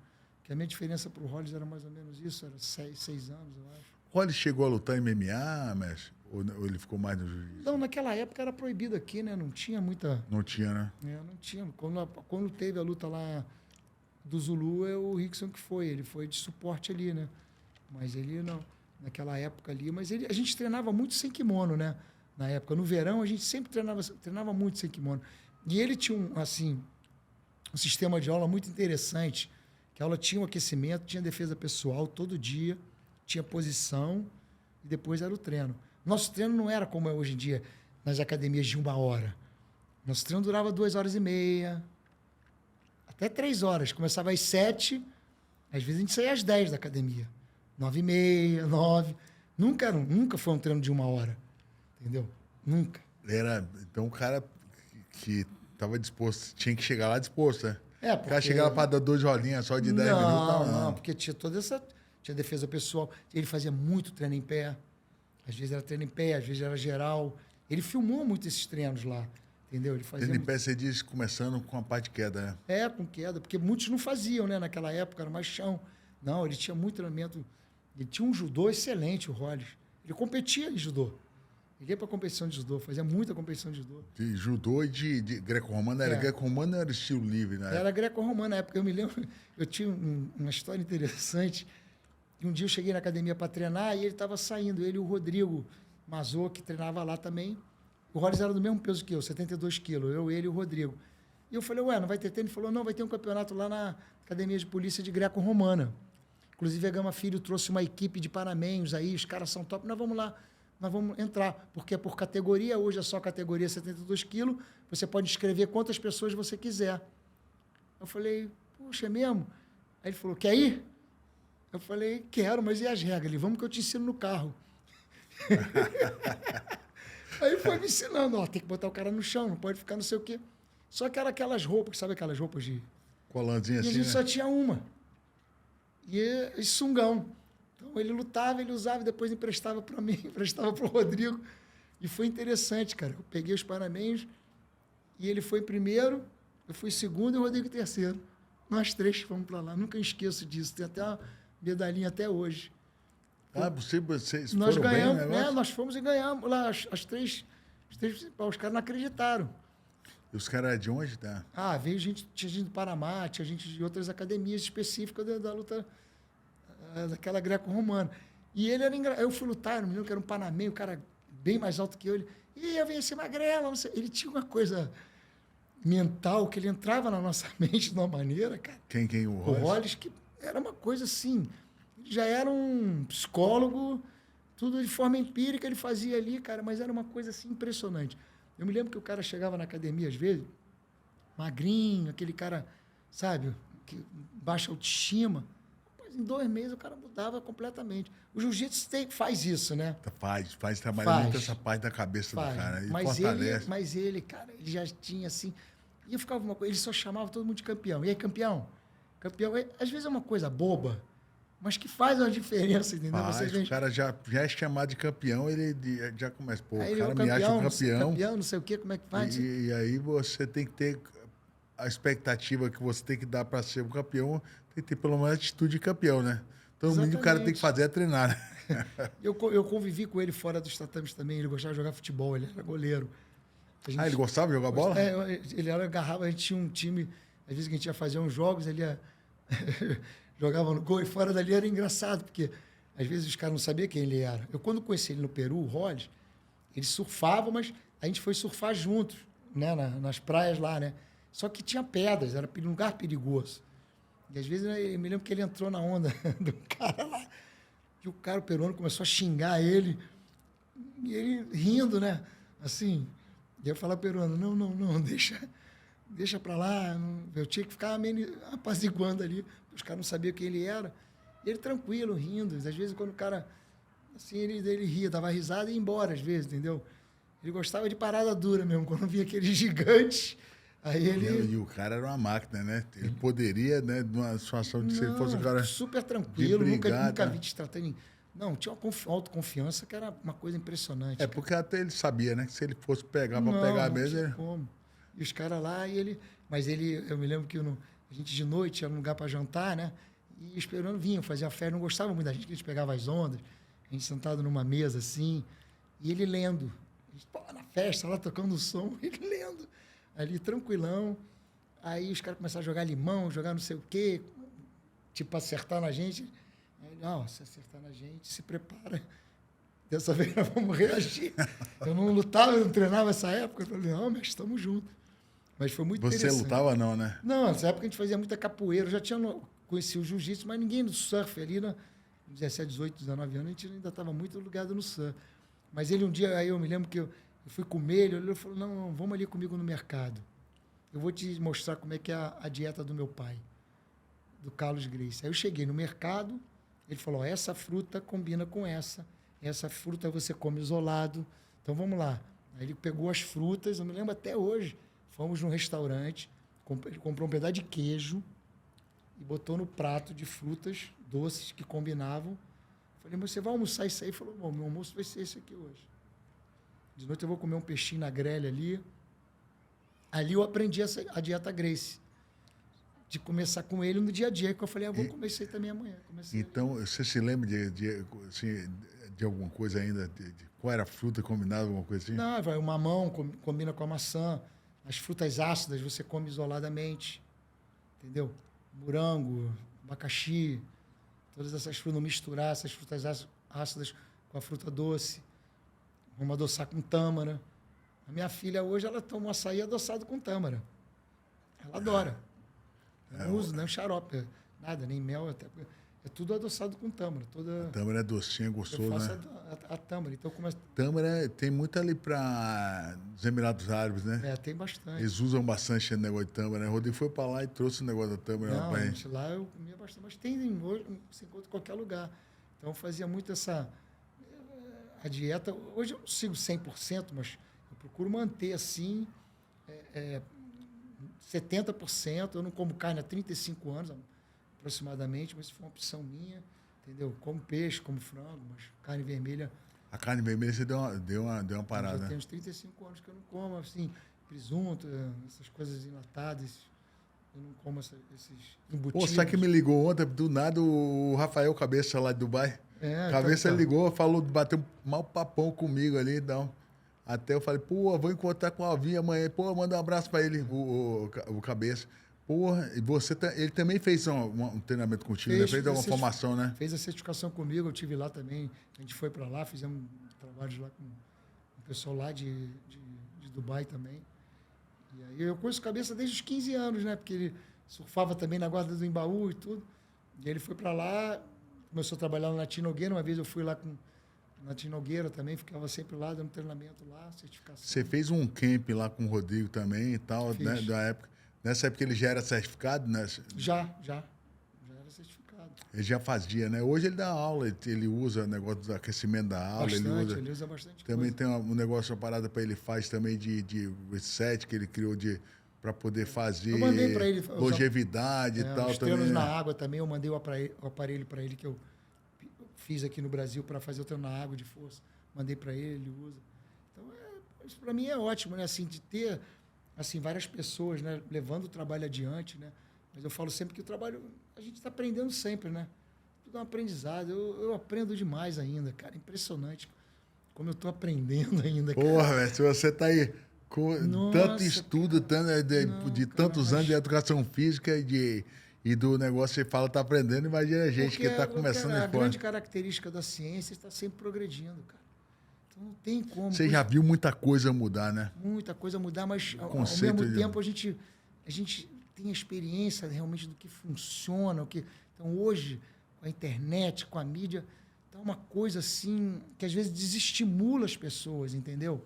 Então eu falo assim, você tem que avaliar a sua saúde pela sua energia, cara, que você tem, da maneira que você tá, se você tá de bem com a vida, com tudo, com as coisas que você faz, entendeu? É aquilo que eu falei, você gosta de... Porque hoje em dia, por exemplo, uma pessoa com 60 anos de treinar, tem vários. Na minha época não tinha. Era muito raro. Era gente muito nova. Então hoje você tem pessoas com 60, 70 anos querendo começar a treinar, 75. Eu vi que você estava dando aula para a cantora... A cantora Simone, cara. A Simone com 73 anos. Fantástico. Muito bacana. Fez a aula lá, depois voltou, tá treinando jiu-jitsu. Muito legal. E ela começou agora. Para a parte física, para a parte mental, isso é longevidade. Super inteligente. Ela foi do basquete. Sim, na seleção brasileira de basquete e tal, e aí atleta. Isso. E hoje ela aprendendo naquela aula, e o primeiro dia de aula dela, tivemos uma passagem de guarda para ela, e aí depois eu fui ensinar para um menino que é empresário dela, faixa marrom. Você tira o joelho aqui, aí o menino fez ela, não, aqui, ó. Ela coordenação, ela consciência corporal. Claro. O pé atleta, você bota aqui, tal, que ela já tinha feito antes. Corrigindo, ela é inteligente, ela pegou o negócio. Não, mas eu acho isso demais. E o surf é mesmo, né? Você vê hoje quanta gente acima de 60 anos está aprendendo o surf, que é um esporte fantástico. Além do condicionamento. Mestre, eu vou te falar, surf eu acho difícil. É difícil, mas é o grande desafio, não, né? Sei mesmo. Parece que você está em cima de uma barra de sabão, velho. Numa pia molhada. Eu agora tive negócio escorrega para um lado para o outro. Eu estive na piscina de onda lá do Surfland. Eu não estava surfando há muito tempo. É o que eu falo, é o prazer, né, cara? Eu fiz uma sessão lá, cara, eu peguei 4 ondinhas ali, eu ganhei meu dia, aquilo foi uma coisa, é muito prazerosa. Então, a gente vai ficando mais velho e poder fazer as coisas que a gente gosta, a gente que, né, que sempre trabalhou com esporte, que gosta de fazer, mas aí vamos dizer, uma pessoa comum, que gosta de viajar, se ela não tiver com o joelho doendo, né? Como é que vai andar no aeroporto, né? Aquelas filas, como é que vai passear em Paris, que anda muito, sei lá. Estou dando um exemplo, em outro lugar. São para o dia a dia. A pessoa que mora aqui, por exemplo, meu sogro mora numa fazenda, lá num sítio. Então, gosta de caminhar lá. Então, a pessoa tem que ter saúde para isso, tem que ter, né, estrutura para poder fazer o que gosta. Então, a atividade física ela é imprescindível para todo mundo em qualquer idade. O cara tá bem, ele tem que estar bem fisicamente também, né? Tem que estar com o físico, né, legal. Para ter energia, né, velho? Tem que estar com... E o que proporciona a tua força de movimento, a força motriz, são os músculos. Então, os músculos têm que estar fortes. Então, é correto, tem que ter treinamento de força mesmo na terceira idade. Mas existem várias formas de você trabalhar.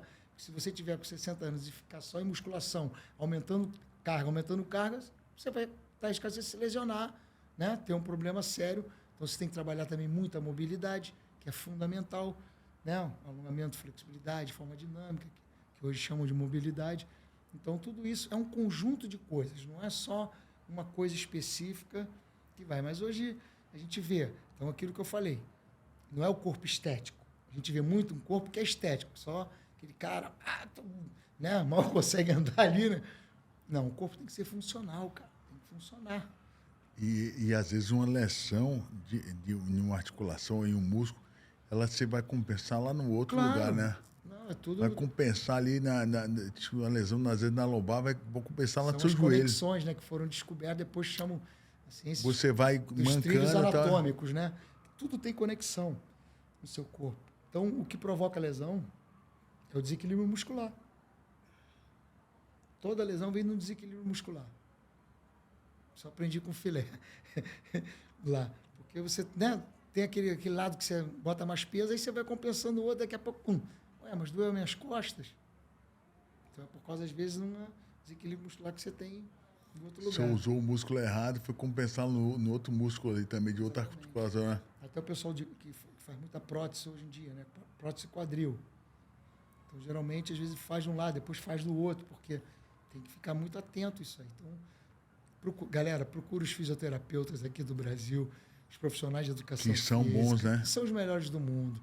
Não façam nada da sua cabeça, entendeu? Então, peguem lá o laudo, quando vocês pegarem o resultado lá com o seu médico, procure um fisioterapeuta e um profissional de educação física para orientar, porque isso é que vai te dar longevidade. É isso que vai manter. Entendeu? E essa galera mais velha, assim, mestre, assim, que eu vejo, né? Eu vejo muito. Pô, mas eu vou começar a treinar agora, pô, o cara com, sei lá, 45, 50 anos. Eu digo, pô, o seu mestre está ali com 67, está fazendo tudo, não é lógico, mas você teve uma vida ativa, né? Mas, assim, nunca é tarde para começar, né? De jeito nenhum. Dá tempo de começar, o cara, às vezes, com 60 anos, 60 e pouco, né? Com certeza. Dá tempo de começar a fazer alguma coisa. Qualquer idade. Não vai ser no nível hard no começo, mas com o tempo depois melhora, né? Não, mas, por exemplo, vou dar um exemplo. Por exemplo, a pessoa de 40 anos, 50 anos, que nunca fez nada, não tem mobilidade, não tem flexibilidade. O jiu-jitsu precisa de determinadas posições. Então, é interessante ele pegar um profissional, fazer um trabalho que vai preparar ele para fazer o específico do jiu-jitsu. Entendeu? Que vai... Então, às vezes, o que vem lesão, às vezes tem muitas lesões. Eu fiz por alto, uma pesquisa, o número de pessoas todo mês que saem das academias é entre 20% e 30%.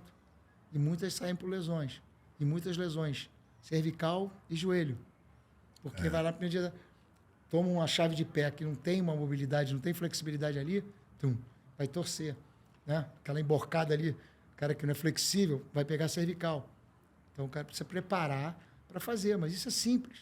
Qualquer profissional pode montar um programa ali. As próprias academias, na verdade, elas têm que ter esse programa, entendeu? Que é um programa de aquecimento específico para o aluno iniciante, para faixa branca. Fisicamente Exatamente, que é diferente do outro mais graduado, né? Que já está mais um tempo, que tem uma faixa etária que é menor. Então, eu acho que isso é totalmente assim, acessível, o esporte para qualquer pessoa em qualquer idade. Não é só como a gente, no brasileiro, a gente é casca grossa, né? Casca grossice. O cara vai da casca grossice, vai de qualquer jeito, aí treina, daqui a pouco. Aí é aquele negócio que você falou: 70% desiste, 70% fica. Desses 70%, a galera vai ficando, mas esses 30% sai logo e acha que aquele ombro que ele teve a lesão, o joelho, não vai sarar nunca. Mas ali era só uma fisioterapia também, né? Um reforço muscular. Mas quando você faz o preventivo, quando você tem um profissional que conhece, esse risco é muito menor, é muito pequeno. O problema é que as pessoas querem fazer. Você vê, hoje tem gente dando treino na internet que não é formada. É cada coisa que eu vejo que eu fico assim, meu Deus, se as pessoas fizerem isso aqui em casa, isso aí... E são lesões que podem, no futuro, levar a colocar uma prótese, entendeu? Pode prejudicar essa pessoa pro resto da vida, entendeu? Às vezes tentando fazer uma coisa de alguém que não tem o conhecimento necessário, né? Que não é um profissional da área, que está ali vendendo na internet algo que ela nem sabe o que está fazendo. Que aí Então, aquele negócio assim, a teoria é diferente, a prática não, e o resultado também, a coisa que dá resultado também é diferente. São anos, e a pesquisa é muito, né? Eu não sei porque que o movimento ficou assim, porque quando você está doente, você vai procurar o quê? Um médico. Você não procura uma pessoa que está dando dica. Você vai no hospital, procura um médico. É a mesma coisa com a atividade física. Não muda em nada. Entendeu? Então, a parte de fisioterapia, de reabilitação também, tem que ter um profissional. E cada caso é um caso. Então, às vezes, o que você está fazendo ali, se você não está preparado para aquilo, você tem um iniciante, intermediário, avançado. Tudo isso tem que ser bem... Serve para um biotipo, para outro Exato. não, né? Para o cara mais flexível, para o cara mais, né? É diferente. Às vezes o cara também mais velho, tem que adaptar a treino para ele também, né? Sim. A criança também, né? A criança é sempre trabalhar com lúdico, né, cara? Com as brincadeiras. Eu falo assim, criança tem que experimentar todos os tipos de atividade, de esporte, e aí ela vai se definir no qual ela se identifica mais. Entendeu? Eu fiz isso muito com meu filho. Coloquei no jiu-jitsu desde cedo, desde 2, 3 anos. Surf, tudo. Aí foi vendo que ele gostava mais. Sua filhinha tá fazendo agora. E a minha filha tá comigo, ela faz um jiu-jitsu. Tá fazendo jiu-jitsu também. Faz um jiu-jitsu comigo, faço toda a ginástica natural com ela. Você também faz aquele programa lá dos animais, né? Pois é, porque eu tenho o meu programa, eu tenho um programa para lutador, tenho um programa de certificação para instrutores e tenho um programa de kids, de criança, que é todo voltado em cima de histórias e do movimento dos animais, que é bem lúdico. Porque a criança tem que trabalhar com lúdico. Então, quando você conta uma história, você vai na floresta, você consegue manter a atenção, porque é muito difícil você manter. A minha pós-graduação foi em Educação Física Escolar e Recreação. Eu tive um grande mestre, que foi um mestre da psicomotricidade aqui no Brasil, da Arcimedes do Rego Barros, e foi lá na Gama Filho, ele me puxou muito para isso. Então, isso é muito importante, você trabalhar com a criança dessa forma, porque é difícil você manter a concentração de uma criança. Porra. Não, e muito bem feito. Eu vi uns vídeos antigos seus você imitando um tigre, jacaré, o lagarto. Cara, porra, é difícil ficar ali naquela coordenação, consciência corporal de fazer quando a perna vai para lá, o braço... Hoje em dia a gente fez a análise biomecânica desses movimentos, aí fizemos educativo, então ficou mais fácil essa aprendizagem. Mas antigamente eu tinha que aprender fazendo, entendeu? Tinha as aulas de Kenpo que fazia, mas era coisa muito solta. Então, quando eu me lembro que eu tinha uma amiga minha do laboratório aqui da Estácio, nós monitoramos tudo aquilo ali para ver. Então, hoje eu botei até no meu livro lá os principais músculos que trabalham, as articulações que você utiliza em cada um. Aí você vai estudando, aí você vai criando para facilitar a aprendizagem, né? Molecada te amar, né? Porra, mas a criança eu até deixo livre. O tigre, eu ensino isso para os instrutores, mas para as crianças, liberdade total. A gente mostrar... Mas a criança ele aprende muito rápido, porque ele vê e ele quer fazer, e quando vê, ele já está começando a fazer, né? Não perfeito, mas ele faz o dele. Mas ele não tem que fazer perfeito. Isso é que é importante. Criança, o ideal é você mostrar e deixa ela fazer. Não tem que ficar dando detalhezinho de nada. Deixa ela brincar. E depois você vai mostrando de novo, vai mostrando. E ela vai se desenvolvendo nesse aspecto.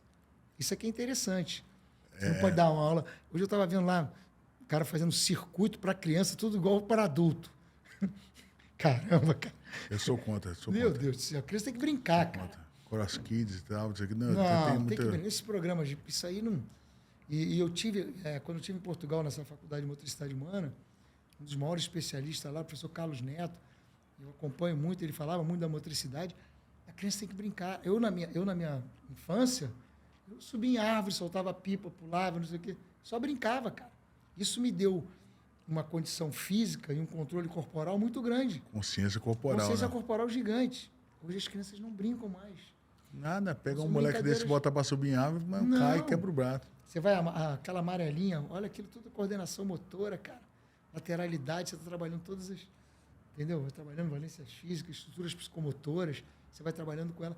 Essas brincadeiras simples, você subir numa árvore. Hoje não tem mais isso. Então, hoje o cara quer fazer um programa de crossfit para kids.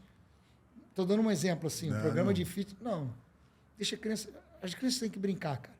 Aí, mas eu não tenho um local. Ótimo, mas se tem um local, né? Vamos dizer, até um local fechado, que você vai, tudo bem.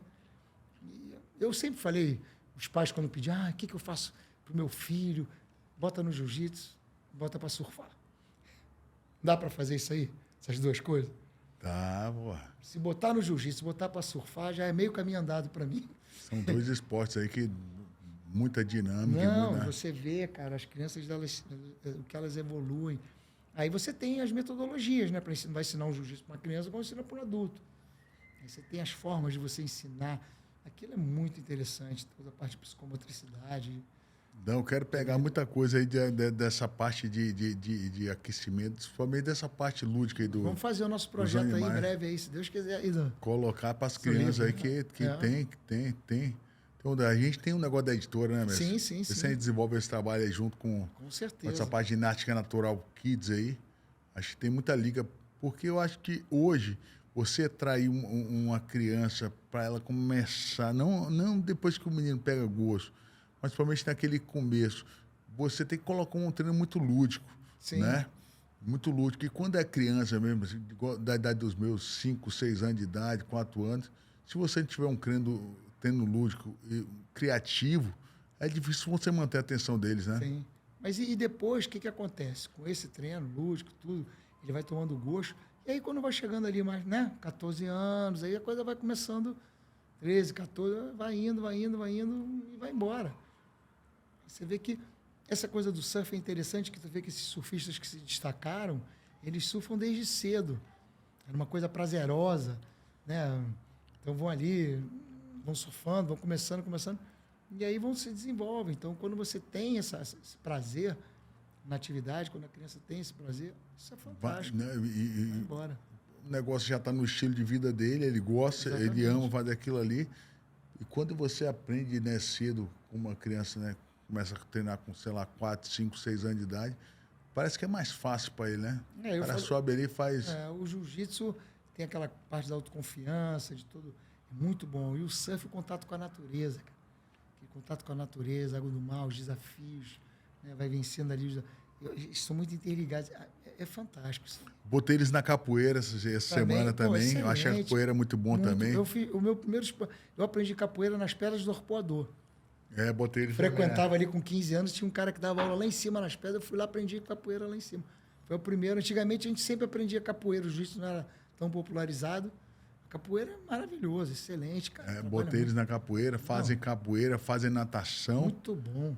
Jiu-jitsu e Muay Thai. E aí, 2 vezes. Agora você falou do surf, tô doido pra botar ele no surf. Tava esperando aprender a nadar. Aí agora aprende a nadar, estou nadando confiante, aí eu vou botar no surf também. Tem escolinha de surf beça hoje aí, tem muitas escolinhas também.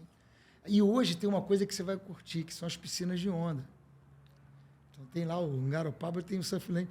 Eu levei lá o meu enteado de 9 anos e eu estava com os instrutores, com as crianças lá de 7 anos, e tem umas ondas que você escolhe para iniciantes.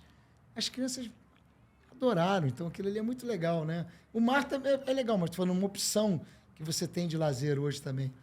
O cara tá lá numa cidade de São Paulo, Curitiba, exatamente, tá lá, vai para lá. Tem essa opção. E aí, porque no mar você tem que ter ali um instrutor lá, já tem toda a estrutura. Então, às vezes, para o primeiro contato, né, para tomar gosto ali, também é até interessante. Vai ficando. Essa a gente está aqui já bateu mais de 1h30, vai ter que encerrar, o pessoal já bateu ali. Vamos encerrar aqui hoje, né, com o mestre Álvaro Romano. O papo foi muito bom, hein, Márcio? Vamos lá, já vamos aí, 42 países. Viajamos bastante. O cara tem muita história, muita experiência, né? Viajamos aí bastante junto com o mestre.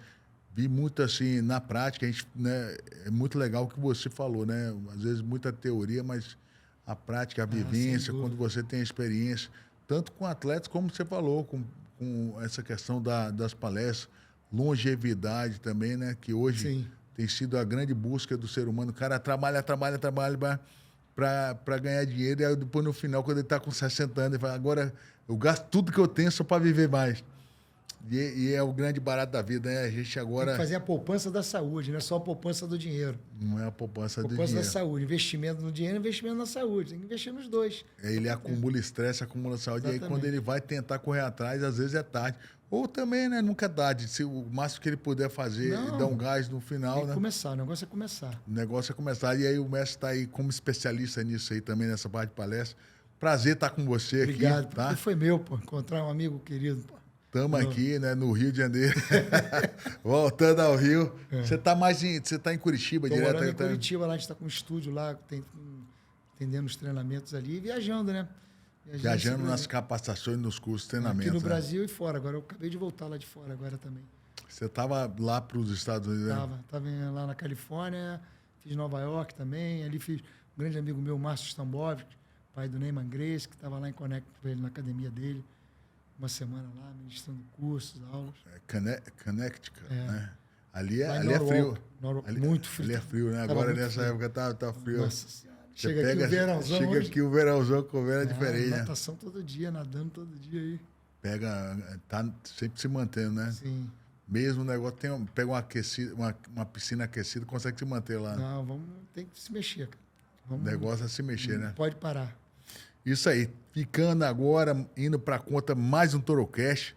Patrocínio aí Sambabet, a casa de apostas que mais cresce no Brasil. Minotauro Energy Drink, nosso grande patrocinador Márcio aqui. Ficando na conta aí mais um Torocast para você. Mestrão. Valeu, meu querido. Tudo de bom. Obrigado, valeu. Álvaro Romano com a gente aí. Os